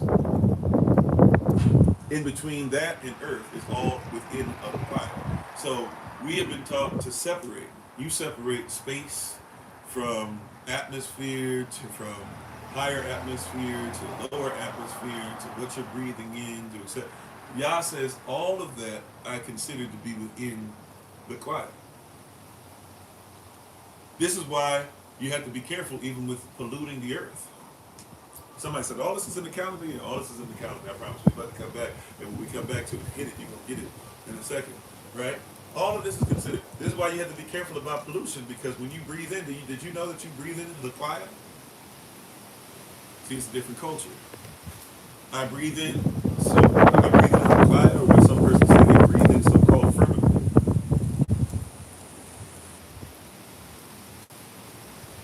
Everything that's created comes from what the earth and the quiet were created from. They were both created from the same thing.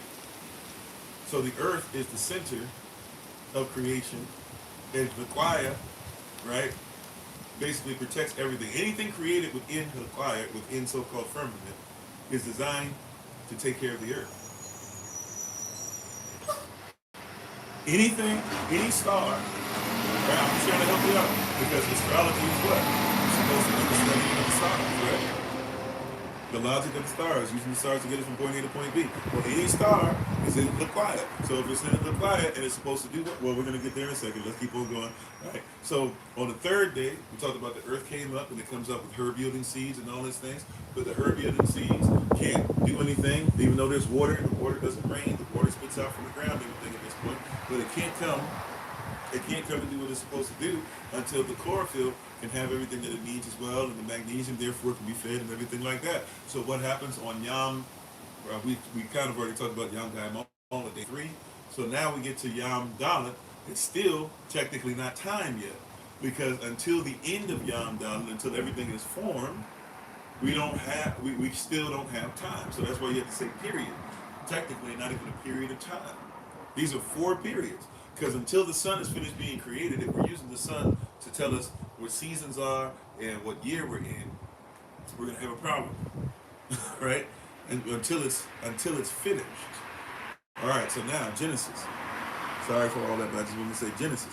So let's go back to 1:14 real quick. Genesis chapter 1, verse 14. Elohim Asad, and Elohim said, "Let there be luminaries in the Requiem at Shamayim to divide Yam from Nayah, divide the day from the night, and let them be for signs and for seasons and for days and for years." These luminaries, what we use in the calendar, are supposed to be used for what? They're used to be for what? To worship? No. They used to be what? So we can worship Orion? No. No, they're supposed to be used for what? So we can worship the bull? No. They're supposed to be used for what? How you doing, Just Looking? They're supposed to be used for what? They are lights to help us, right? To do what? To be for signs. So they are signs we can see, right? Oh, there's a sign coming, blah, blah, sign where we are right now, right? Seasons. What part of the year are we in? Is it time to eat? Is it time to save, etc.? Days. Back then, 12-hour periods of what you would call today 24-hour periods. A 12-hour back in the day used to be 120 minutes. Right? And years. We can trace how many years something is. So the first calendar to be created is creation itself. Oh, come on, Holy Spirit. Somebody missed that. So the first calendar created is creation itself. So if I change the calendar, I have to change creation. Are you getting it? Are you with me? The first calendar created is in fact creation itself. When I change the calendar, I change creation. When I change creation, I change the calendar. So when we talk about this stuff, it's going to get very crucial because we're going to catch it. The first calendar ever created is in fact creation itself. Why? Because you can't tell signs, you can't tell seasons, you can't tell days nor years without creation. Period.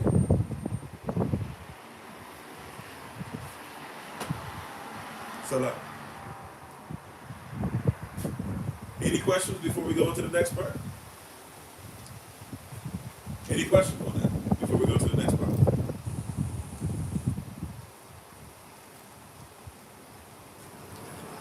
All right, I don't see any.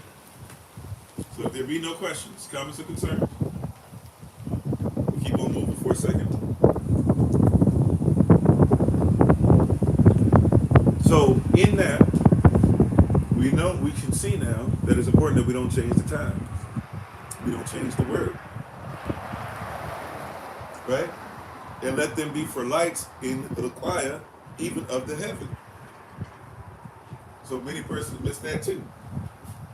They're not only for, right, but a choir of the heaven. So a lot of persons don't know when it says, in the beginning, Elohim said, or Elohim created heaven and earth. When you read about Yom Dalet, the second day, I believe that's Genesis chapter 1, verses 6 through 8, you will discover specifically, that the choir, or what some still call the firmament, we say the choir righteously, but the choir is actually placed way, way up, right? Separates the waters from the waters. It basically separates what earth comes out of from what earth comes out of. You have a reflection of heaven and earth, all those things happen. And at the same time, right, it is also the choir itself is even basically heaven. Remember this, I want you to know, I want you to see this. This word of sometimes is mismanaged. This word of, in Hebrew we don't really have a word for of. So they're doing weird stuff in English, and then somebody comes behind that in a concordance and tries to do weird stuff to make it make sense. We don't have a word of.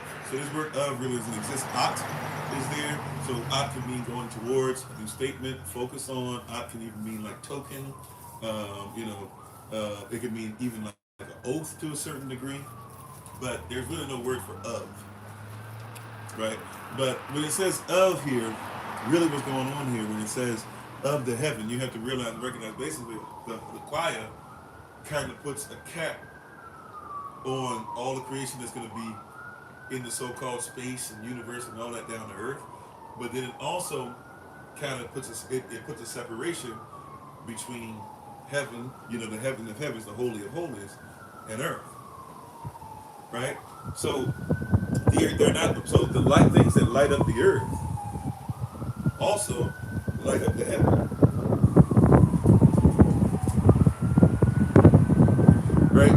And so it's important we get on Yah's calendar because Yah goes by the same calendar, the same luminaries, that you do. Right? Hey, how you doing, Kelly? How you doing, Kelly? You need his name to be Yahusha, that's fine if that's the dialect you speak. The dialect doesn't take away from what I'm talking about today, though. And welcome. Right?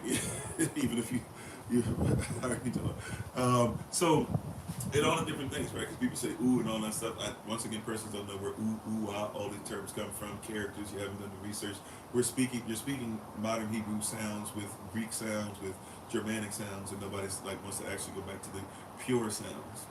Matter of fact, the persons that tell you that it's ooh and all that stuff that you get it from are the same persons, if you be honest. They're the same persons that will tell you that these characters that a lot of you think you were using that are actually more modern Hebrew than anything like that, right? But no, there's that. But anyways, I'll leave that there because somebody's gonna make it a whole different thing. So we'll get back into this.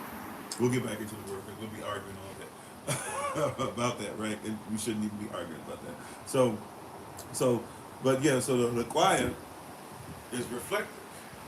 Remember, the choir is a hard surface. It's even by many estimations considered to be almost like glass as well, right? So the choir or all these other things that are going on, you have basically a surface that if you recall it like this, I can't recall the scripture. Somebody look it up for me real quick. The scripture that said, or if you would like to, if you're able to, the scripture that basically says that when Yah looks at the earth, it looks like this stone called lapis lazuli. If you know what lapis lazuli is, it basically looks green and blue. So Yah looks down through the choir, through the waters, and he looks down through the universe down to the earth. And he tells you what it looks like. How you doing, Sister Sheila? Right? The same, right? And so he tells us we don't have the ability to look up at him, but he can look at everything. Heaven that he's at, his throne where he is, right? And go all the way down, even through that to look and see where we are. That's the thought process. That's the mindset.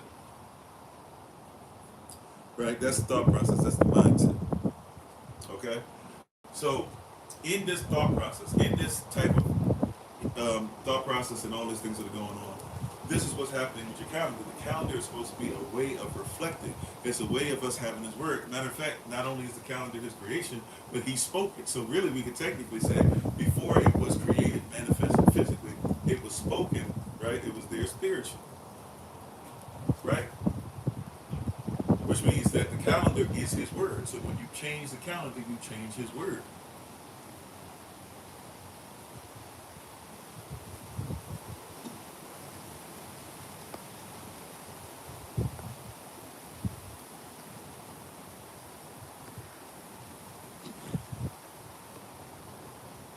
So the calendar is his word. It is. If we change his word, if you believe that everything is created is because he spoke it, then if you change what he says about the seasons, the time, the earth, the climate, etc., then it means you change his word. How you doing, Rooster? Thanks for being part of the community. Right? So we don't want to change his word. How you doing, Misha? We don't want to change his word.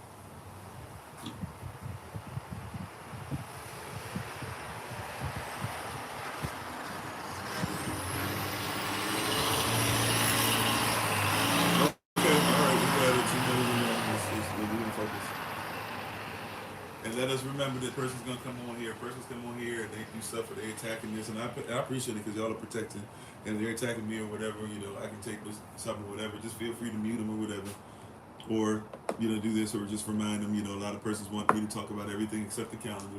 We got a lot of trolls today. That means we're reaching a lot of persons that comes with the territory. I appreciate y'all though. I just don't let it get us off the word or get us unfocused or even get you unfocused. I thank y'all moderators. Y'all know that you guys know that we need you. We love you and all that great stuff. So I appreciate you. Right?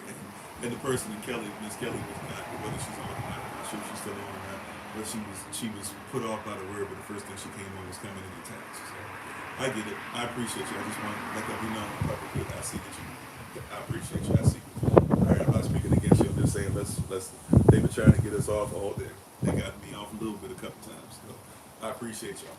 All right. So now that we have that in our memory banks, if you change the calendar, you change the word.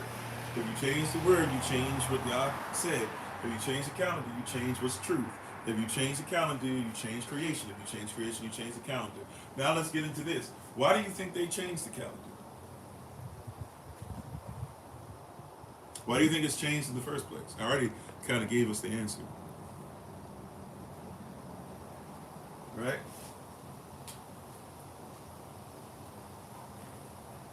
Why do you think they changed the calendar? Right? Kind of the same reason they changed his name. Somebody said indoctrination, okay. Well, we're indoctrinated with it, of course. Yeah, but why else do you think they changed the calendar? Throw us off, most definitely. Get us out of sync. And how you doing, Lynn? If I didn't say so already, thank you for being on. Yeah. These are there's many reasons, right? Throw us off, yeah. And I think I said Shalom, Raphael, if I did, please forgive me. So we won't worship on time, or we won't worship, or we won't believe. Yeah, it's another way of taking you away from the truth.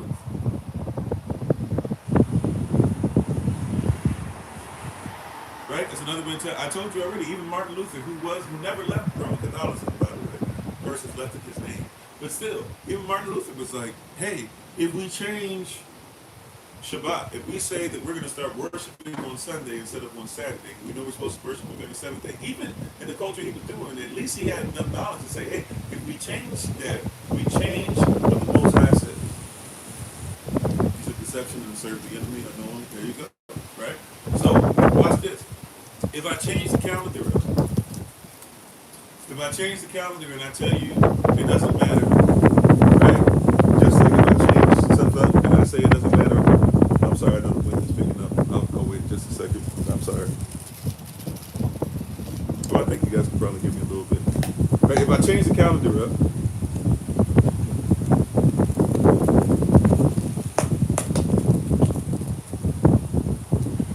then basically I change the word and I change creation. If I can get you to doubt creation, stay with me, beloved. If I can get you to doubt creation, then what else can I get you to doubt?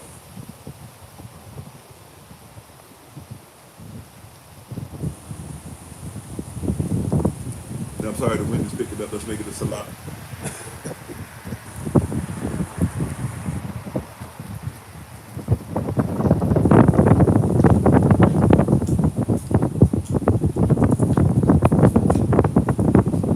Right? If I can get you to doubt creation, what else can I not get you to doubt?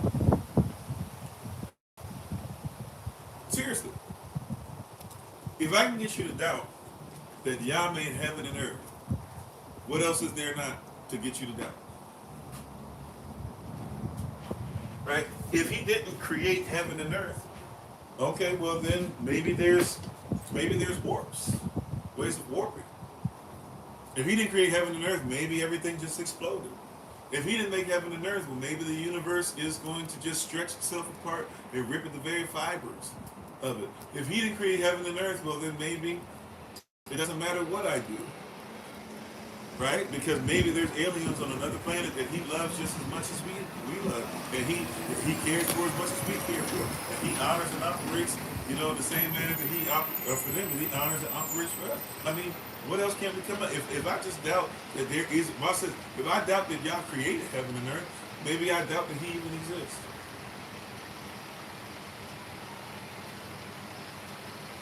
Uh-oh. Right? If I doubt, if I don't know the truth about it or whatever, then I don't know the truth about the Creator, because that's part of his truth. Not his truth, the truth. Excuse me. He is the way, the truth, and the life. But it's hard. It gets hard when I say, oh yeah, well, if he didn't create, if he didn't create heaven and earth, did he really create man? Was Adam really created? Is it possible that the Most High could do something outside of my thought process, outside of scientific thought process, and reach inside? Once Adam knows his work knows the power of a healthy, then he's put to sleep. Is that even possible that you believe back something like that? Maybe it is, maybe it isn't.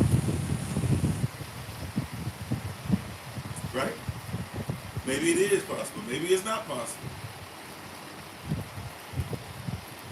Because I don't know if he made heaven and earth. You see how easy that is to start slipping stuff in.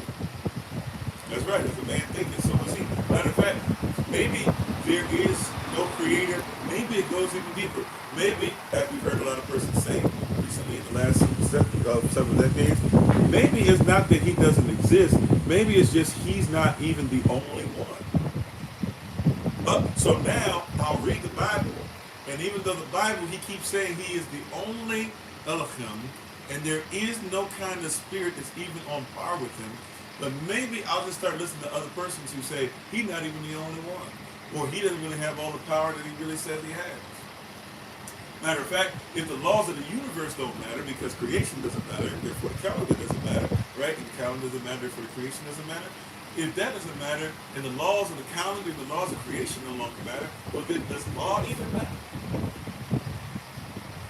Matter of fact, if the calendar doesn't matter, then who cares what you call it? So yeah, I know it's winter solstice, and I know it's Saturnalia, and I know we're worshiping solar eclipse, and I know it's called Christmas, and I know that it's talking about not to do with Jeremiah chapter 10 verses 1 through 5. But hey, if the calendar don't matter, then why does it matter what I do? I know that Thanksgiving coming up soon, right? What is it, 27, 28, 29, somewhere in there, right? I know that Thanksgiving is actually pretty evil.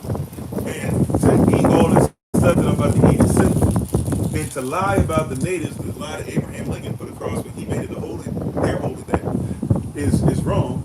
And I know that the natives were even eaten. And I know that the natives were being taken in the 15 and 1600s, way before they want to tell you. And I know that they lied to you about Squanto, because Squantum was somebody who was a sample spirit, but at first, before that, actually watched his family and everything fall apart before him, or had it ripped apart from him, came back, saw that they were dead, and when he was left as a slave. It was in slavery in Spain and in England, came back and helped others to try and enslave, well, what was left of his people and those who had taken him in as his people. But we're going to celebrate it and say that everybody came together, and they're going to give you that little fake table that everybody came and sat down. When the reality is no Native American woman, no Wampanoag woman would even set her foot in that place, because the men didn't allow it, and the women wouldn't have shown up anyways, because the men were coming there to put together a treaty. They didn't come there to enjoy anything. The men came there with a bunch of venison, right? The English folk didn't even know how to feed themselves. And the men that came there, the Native Americans that came there to put together a treaty, because they didn't trust them, because they knew they were going to try to fight them. But if I can lie about the calendar, why can't I lie about what I put on the so-called calendar? Right? When we lie about anything, it's a lie. Half-truth is always a whole lie. But if I lie about the calendar, I lie about creation. I lie about creation. I lie about the calendar. I start lying about creation. Then the calendar, what gets put on it, and then, hey, I just keep on going. I'm sorry, what is it? Why does Christianity fear its followers doubting if it's true Why is it so vulnerable to people questioning it? If Christianity has the answer. Well, I'm not a Christian, you know that, right? But go ahead, Bartholomew. I like the name Bartholomew, actually. But go ahead, Bartholomew. Continue to tell me about my Christian ways, right? Or maybe you tell me about somebody else. But if Christianity has the answers, why can't people ask the questions without being told? Which is kind of what we're doing now. And if you'd like to join us on Thursday, Friday, every other Thursday, Friday, we literally do a Q&A day. But feel free to come back. Yeah, I think you're on the wrong platform. But then why is the answer to 90% of the questions that God works in mysterious ways? Once again, that's not really the way, even though I believe that he can work in mysterious ways, although mystery literally means anything that wants to be revealed, which should mean that you reveal it. But yeah, I'm not a Christian and I don't worship God because God in Hebrew actually means a truth, or a truth that you would go to war with, and it's also one of the sons of Israel. And I don't worship them, I don't worship him. I worship Elohim. So you're talking about Christians. Christianity literally is the mixing of iron and clay. Well, figuratively, you would say, it's the mixing of iron and clay. The mixing of iron and clay, is basically when you have Rome, or Romantic values, which basically are Greco-Roman values, which come from Persian values, which come from Babylonian values, Mesopotamian values, Assyrian values, Kemetic values, etc., etc. When you put those things together, then you mix them with what was actually in the scrolls, which you call the Bible today. That's when you have the issue. And so, yeah, you're going to have a lot of persons who really don't have answers and don't want to tell the truth and really don't even have any kind of historical context, etc., to give contextual facts that reveal truth.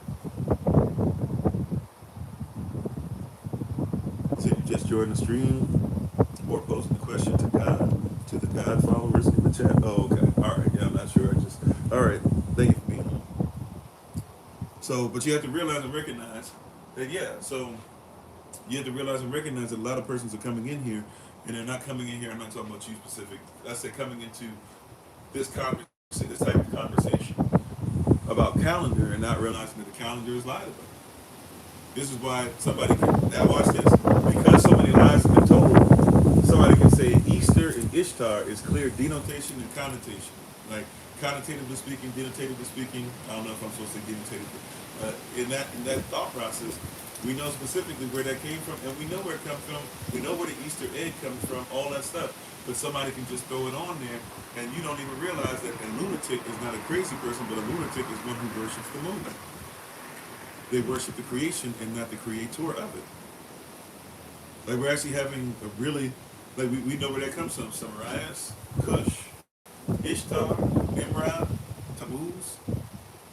If you're not aware of those persons, that's somebody, that's a woman who manipulated the system, basically becoming like, an actual, literal Gaia before the story of Gaia is told. Maybe the story of Gaia is taken from her, who knows, right? But those are those things that we have.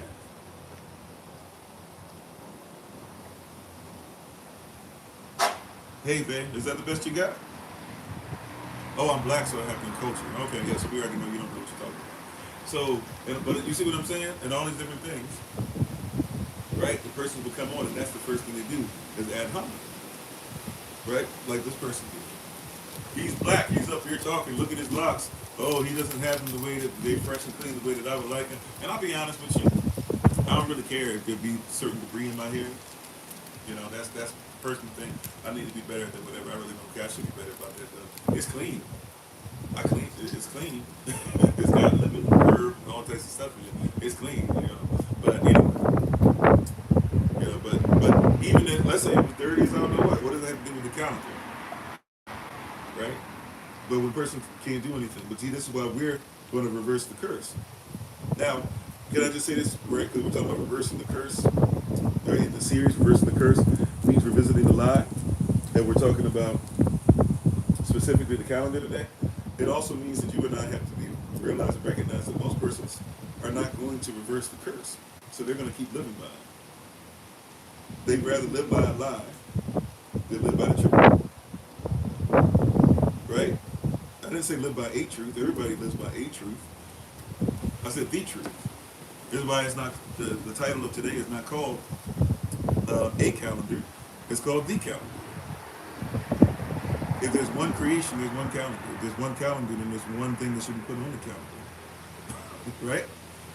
This is why we got to teach it. I'm not teaching this to say if you still can't keep Shabbat on Saturday. We talked about that earlier, right? I'm teaching this to say that we have had so many different things change that we don't even recognize the reason why we're using Saturday.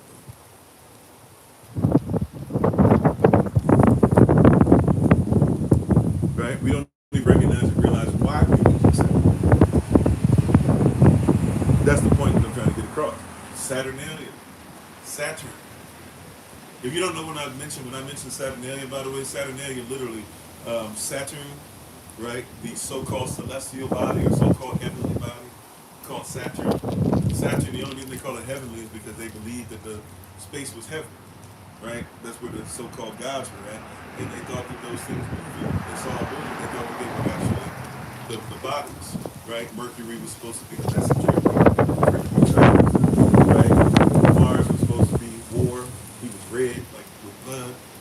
Venus seemed to be blue and beautiful, right? Jupiter, Zeus, Jupiter, he seemed to be, he was the biggest one. Nobody could do anything against him. Saturnalia was a party. We talked about Uranus earlier. Uranus is supposed to be the water, and what they call the firmament. Neptune is supposed to be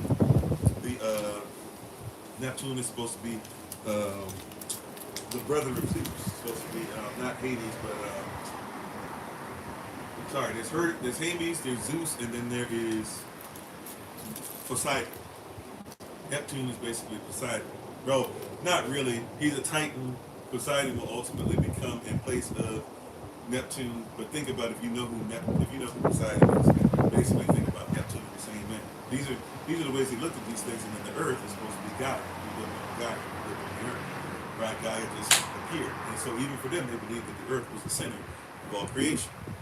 Right? And so when they looked in the sky and they saw Saturn was supposed to be basically a party deity or deity. It's supposed to be a spirit that was about getting it on, getting drunk, being this, blah, blah. Like stuff that happens on Christmas, for example, Saturnalia, like those of you who do now Yule log is really more Scandinavian, really more Norse theology and stuff like that, but still stuff like the Yuletide log, or getting drunk, eggnog, or the mistletoe. Mistletoe is just a herb that stays and it feeds off the trees. It's actually kind of a parasitic herb, but it also can cleanse certain things, but also too was looked at as like a sexual starter. It was looked at as something to where if you had it, you would be better in the bedroom. So basically you put the herb above somebody and they're supposed to kiss under it. You think it's some kind of cute kiss. The reality is you were supposed to get it on if you was under the mistletoe. Matter of fact, Christmas, right? See, when they add this extra stuff to the calendar, you lie about one thing, you can allow a bunch of stuff in. If you knew about it, you don't even realize that the so-called Puritans, when they came over, for those of you who like their story, when they came over, they thought Christmas was so terrible in Europe that they literally made sure that they actually, they literally canceled it when they came over. In the so-called New World, the so-called United States of America, Christmas was illegal. Because you don't know that during the 12 days of Christmas calendar, they allow this other stuff in, and they start like, having sex during the 12 days and reversing roles and doing all types of wild stuff. You don't know that. Right? Thank you for the love. Right? You don't know that the pastor was supposed to become the harlot, and the harlot was supposed to become the pastor. You don't know that in Scrooge, that's why Scrooge was so scary, because they used to have persons that would go around during 12 days of Christmas and they would sing, but they wouldn't sing Christmas carols, they would sing threats, telling persons that if you don't make sure that you let us into your house and take your stuff during these 12 days, we're going to go ahead and beat the brakes off you. That goes back to Saturnalia as well. You're just not aware of it, so you keep doing all this stuff or whatever. But see, if you can change the calendar, you can change creation. When you change creation, you change the creator. If you say the creator don't matter because you can do whatever you want on the calendar, then what matters? So they literally used to sing, that's where Christmas carols came from. Christmas carols were not a thing of happiness. Christmas carols was you went around and you sung threats, usually young men. And Scrooge was supposed to be so strong and so powerful that the young men were so scared of him that they wouldn't make him, that he didn't have to switch places.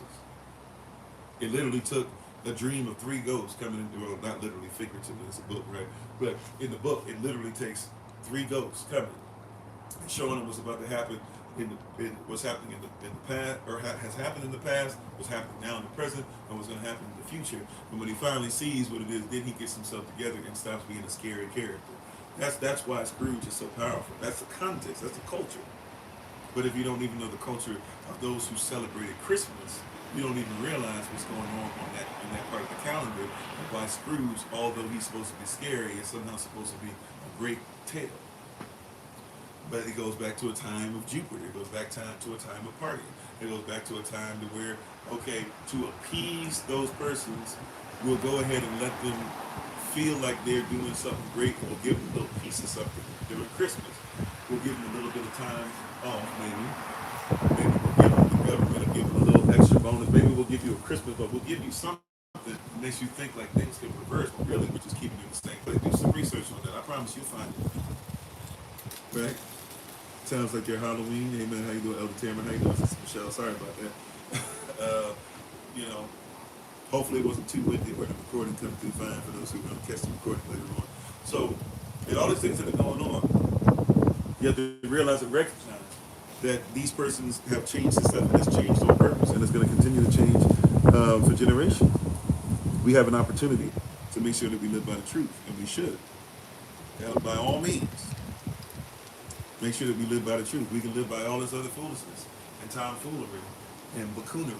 And that last word, I said what I said. But we don't want to live by truth. All right, so they reverse the calendar. They reverse the ways of Yah. You change the calendar, you change creation. You change creation, you can't believe in Yah. Right? As a matter of fact, you change the calendar, maybe you can say that stuff evolved instead of was created, right?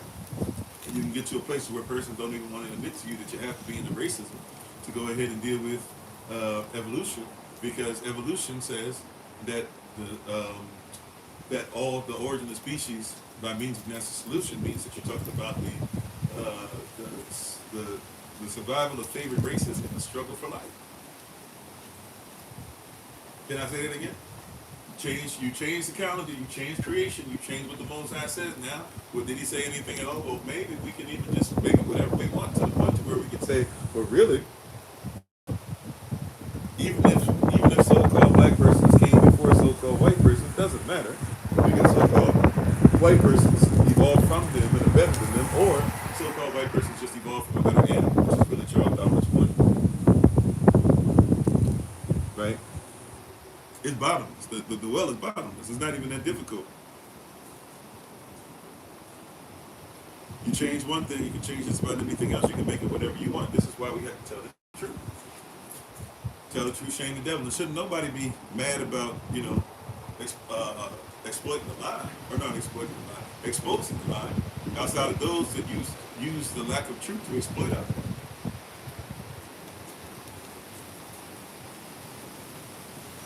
Hey, how you doing, Ofori?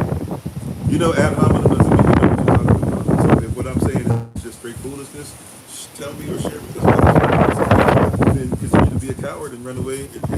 Matter of fact, be a true coward and just don't go ahead and don't put anything up in the chat.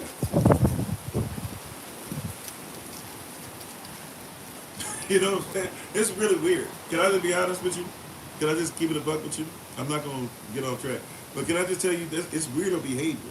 And I don't like calling persons weirdos because call some person weirdo nowadays. But sometimes it's apropos. Look, to come on somebody else's stuff and have a whole mindset of, I want to basically be called and say that you're weird and say that you don't know anything, but then literally have no evidence of what you're saying while I have evidence to the contrary, it's weirdo behavior.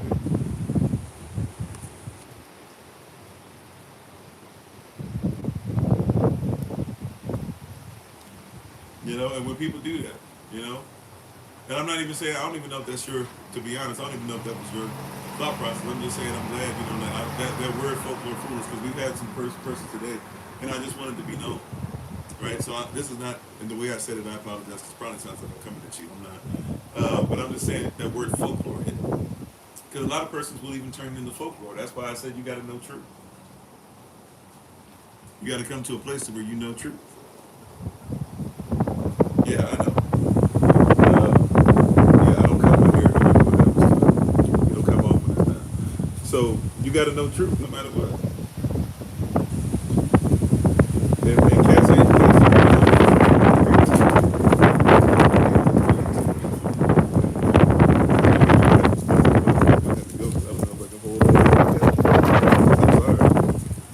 It's picking up for real. I'm going to try to give us about 15, 20 more minutes. I told y'all that we started late. We were going to try and go a little bit, but I might not be able to. This wind is getting crazy. Anyway, my apologies. Hold on, I got to grab. I got devices going all over the place. Let me see. Let's see if this one's okay. This one's still working. My greatness. Y'all pray for me out here. We'll try to give, if we can, we'll try to give about 30 more minutes, but we might only be able to get 15, 20 more minutes. Right? But once again, why would somebody lie about the calendar?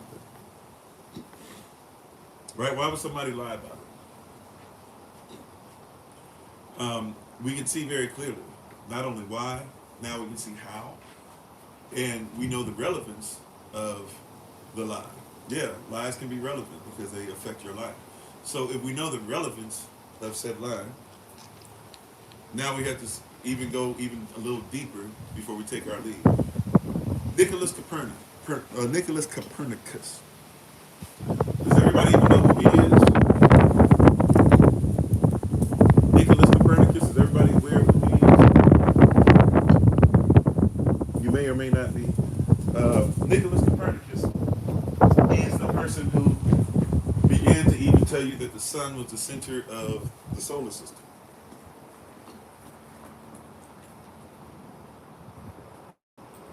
And here's a lie for you. Because you know how you told the Roman Catholic Church was often because they didn't want anybody to know that the earth was round, and they tried to off anybody that said so. That's actually a lie. The Roman Catholic Church were the ones who told everybody the earth was round, and they actually off people because the person was saying the earth was not. Matter of fact, the lie has become so invasive in our thought process that we still believe that, it's stupid and everybody's known for thousands upon thousands of years. When in reality, it's Kemetic persons actually believe the sun went around the earth. Did you know that? If you look at Kemet, persons go see you'll hear Afrocentric persons say that because they're trying to get credit, which we should get credit for knowing that's not as so-called black as the black diaspora. That being said, you gotta be honest. They believe the sun went around the earth because we still use a term today called noon. You said there's no such thing as a new moon day. Okay, so when it's a Rosh Hashanah, right? Basically the same thing, right? The head of the month, it applies to the moon. Okay, so the person saying that, right? Or even when some person Bible to say that, even though there's so many different versions and stuff, you get what's being said. That being said, though, I appreciate you, Ethan. Obviously, we're on that. You might want to listen to the recording because I think that you'll catch what we've already said about that. But we've been on for a couple hours now. That being said, I appreciate you. I'm just saying you might be a little past if that's where you're trying to stick the land. Somebody already got a 10 on there and got a gold. So when we're speaking on this stuff, cats got to comprehend. We got to understand. See, now you got me. Oh, Nicholas Copernicus. So in the Roman Catholic Church has got it so embedded in persons believe so much that they were hanging persons and stuff like that. In Kemet, there's a term that you still call today called noon. Okay, Ethan, you got it. Cool. Matter of fact, I'll go ahead and let you do what you do, Ethan. Once again, if you'd like to see what's actually been said about it, feel free. If you're going to go ahead and say all that stuff, and once again, feel free to go ahead and outline the stuff. If you're going to be real quick and get to the point, if it's going to be a thing where you think I'm going to argue with you, I ain't got the time, especially because the man is speaking. I'm not trying to be rude. I'm just saying, if you don't mind trying to get to the point on it, because if not, what's the point of even doing it, right? And we will have Q&A days on Thursday and Friday between 8 a.m. and 11:30 a.m. if you'd like to come on and actually take some time aside with it. But just being like, you're wrong. Okay, give me the stuff. If you can, please. But anyways, so back to what I'm trying to say.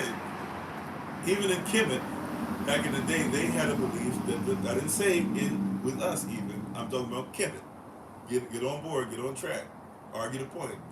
In Kemet, there's a term that you still use that they use called noon. How you doing, Sister Shirley? When you say noonday or noon actually means what? Noon means when the sun is directly above your head. If it is 12 noon, you're usually looking, obviously there can be different places where you are on the earth where that might be slightly off, but for the most part, when persons say noon, we're saying that the sun is directly over your head. Why does that matter? Because in Kemet, there was a Netcher by the name of Noon.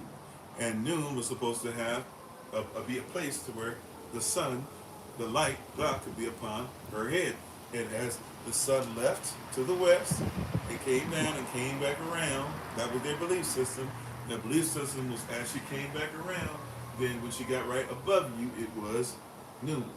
This is why you still use it. There are many different cultures who have no problem saying that the sun goes around the earth, and even that is a perspective. Can I help you out? It's a perspective. I'm going to say it again because somebody's not going to like what I'm saying, but it's a perspective. I'm here to tell you, persons knew about planets before Sir Isaac Newton. Sir Isaac Newton is carrying a what? A perspective. Persons, right? From the perspective, watch this. Here's time. Let's deal with time. In time, if one goes to a space station and you get on the space station and you look back at the Earth, right? If you were able to call your house and say, what time is it? The time moves differently at your house than it does at the space station. So what do they have to do? They have to change how long time takes in order to make sure that it matches, meaning that time is only relevant to where you are. Time has nothing to really do in eternity, right? Time is relative to where you are. Depending on how fast you travel is how time looks. Watch this, another thing from perspective. If I'm standing right here and there was another man who's running and he's back here, right? He starts running towards me and we both are looking at you all at the same time, right? Guess what? Both of us will see two different things, although we're standing in basically the same place. We will not see the same thing at the same time because one person is moving and one person is standing still. If there was a third person that came up and they were driving, or traveling in their car and they came next to us, he would have a different perspective than both of us because it's perspective. See, so that's literally how it works. Literally, scientifically, all that stuff. Before somebody say, you didn't know what I'm talking about. Yeah, it's a perspective. So watch this. The person who's on the earth, the sun moves around it. That's a perspective. If somebody says, I want to pretend that I'm on the sun, well, then you could say that the earth moves around the sun. But it's perspective. The sun does not actually stay still. Matter of fact, you know how crazy this is? This is going to sound crazy to some of you because you think I'm just making stuff up. This is how crazy, but it's going to sound crazy, but this is going to, some of you will catch it. The sun and the whole solar system move through the Milky Way. I'm going to say it again. They might be in, at least that's what scientists say. I'm just going on what they teach. They're supposedly not even part of the Milky Way. They're just in it, but not of it.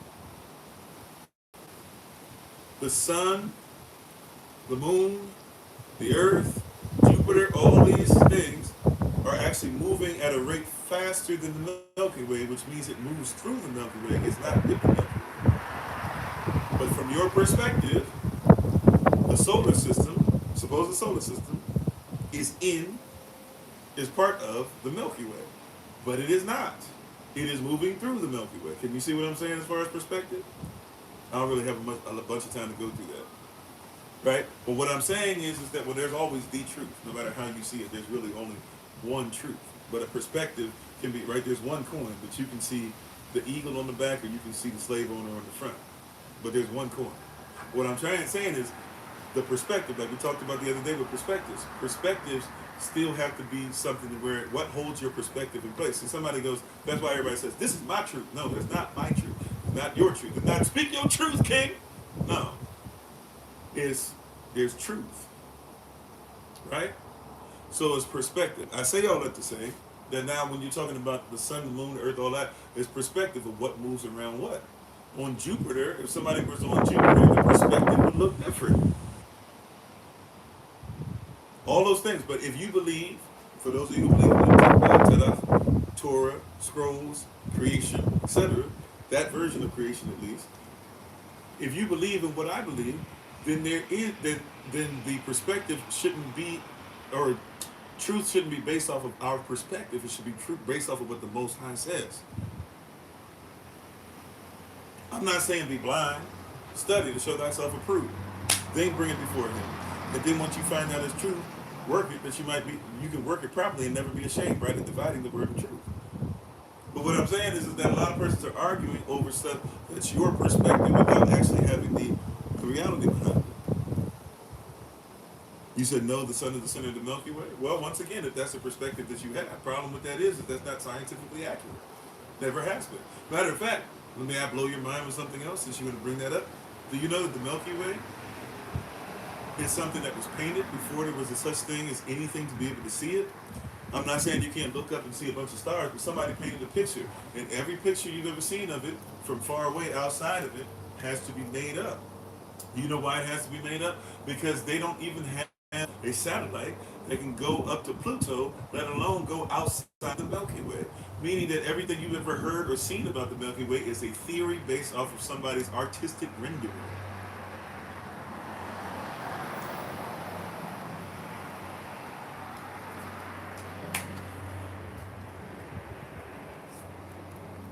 Right? We're talking about truth.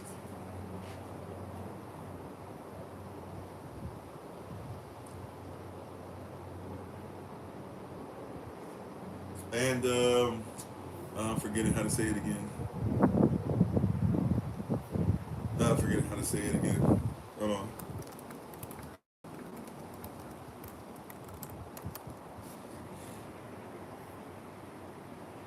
Privet.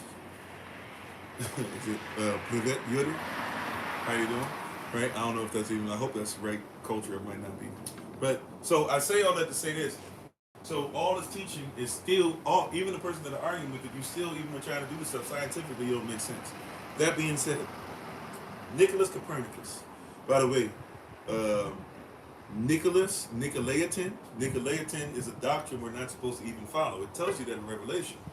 Now, Nicolaitan doctrine is more so those who are trying to force you to follow stuff that's lustful, but also follow things outside the word of Yah. They're mentioned in the assembly of Ephesus and the assembly of Pergamos, assemblies 1 and 3, both in Revelation chapter 2. His name, though, is Nicholas, talking about a conqueror, right? You said you made the color red stop because everyone collectively abides by it. I don't know, something about Scarface. I'm sorry. Anyways, not trying to be mean, I just don't know, just speaking of. So in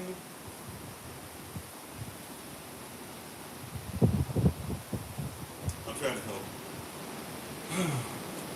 So in the, how can I do this? So basically, Nicholas Copernicus is somebody who lost both parents. Basically was adopted in, it was found out how smart he was. He was basically adopted in by certain Roman Catholic cardinals.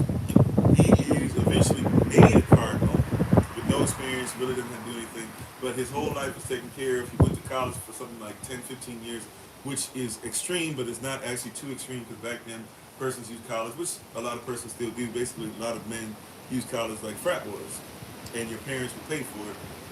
But Nicholas Copernicus was paid and had a great life, a cushy life. I think even marries his own cousin or something like that. As many persons did back then. And did all this stuff, and eventually gets to a place to where he,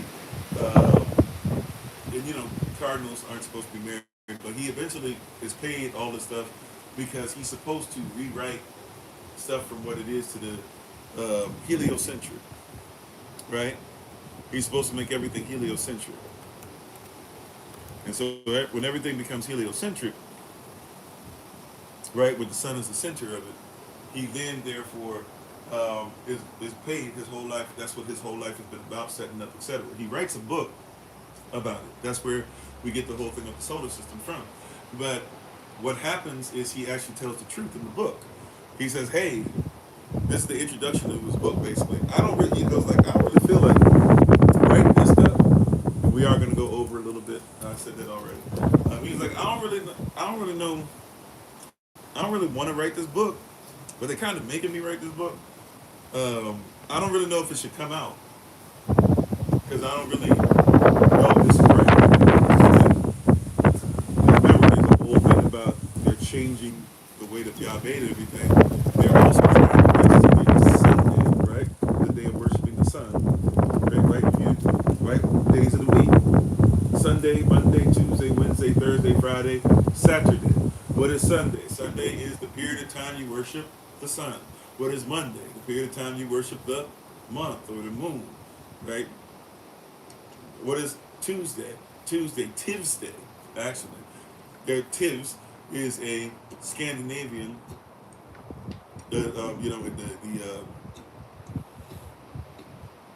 not the Greek pantheon, Scandinavian, but it was Norse theology.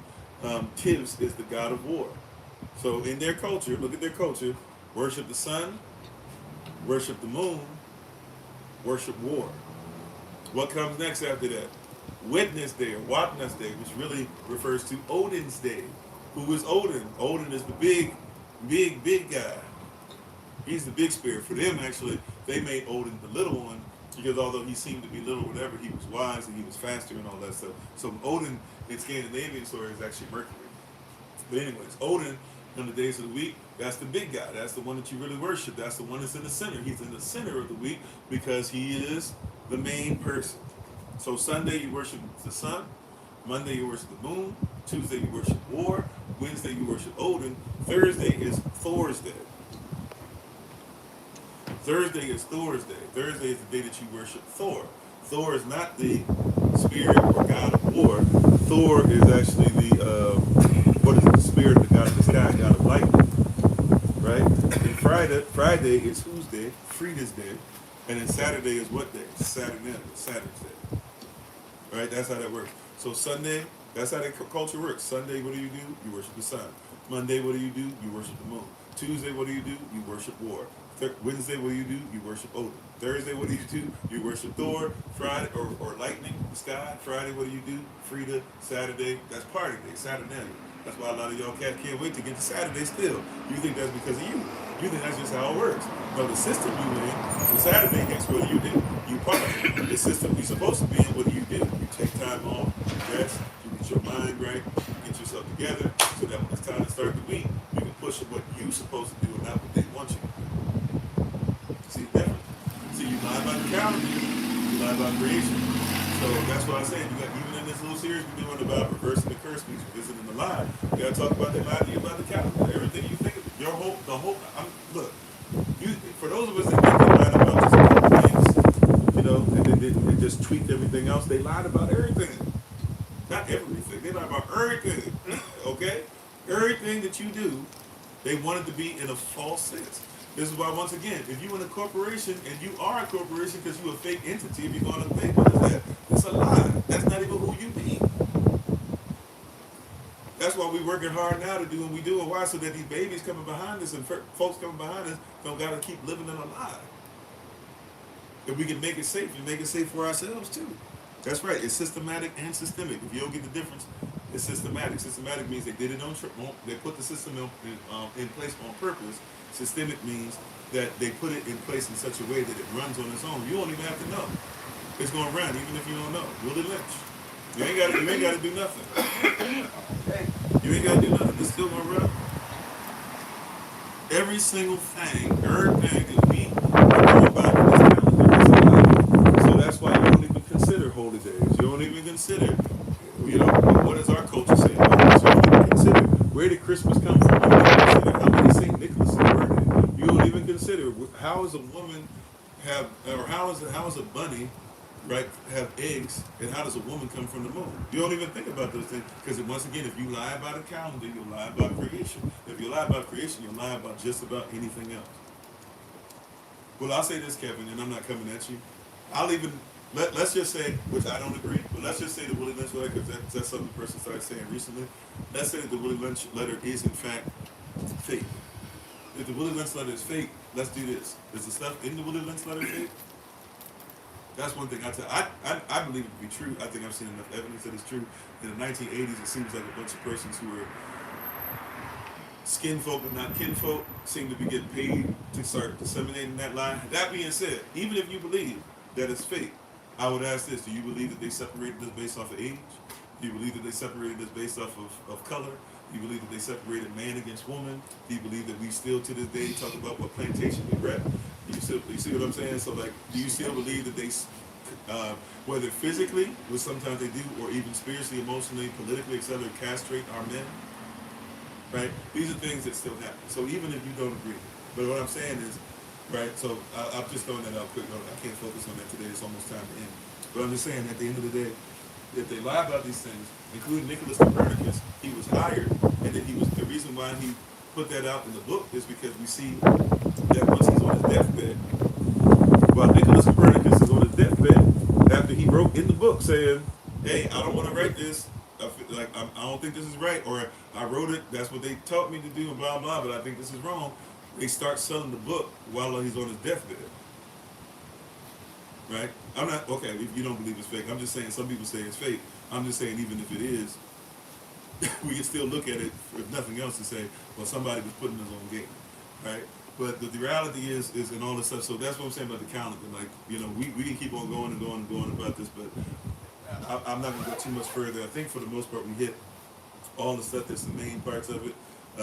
It's like I said, it's still difficult to explain the inner workings of it, but at least if nothing else, hopefully you've seen that it's a lie.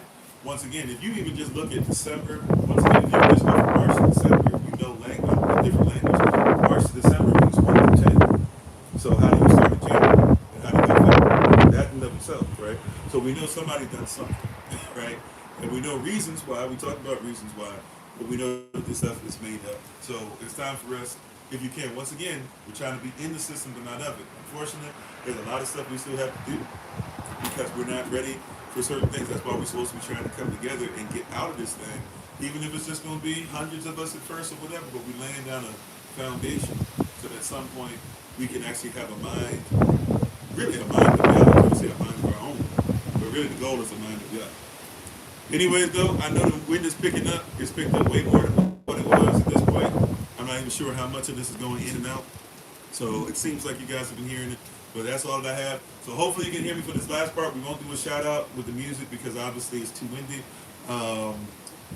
Reminder for today, those of you who are supposed to have phone calls with, I will try to get to you like ASAP. As you can see, the situation and stuff, just everything going around is like kind of in a lot of different places all over the place. Hey, one of the whispers. But I'll try to get to you ASAP. Everybody was supposed to have a call with and everything today.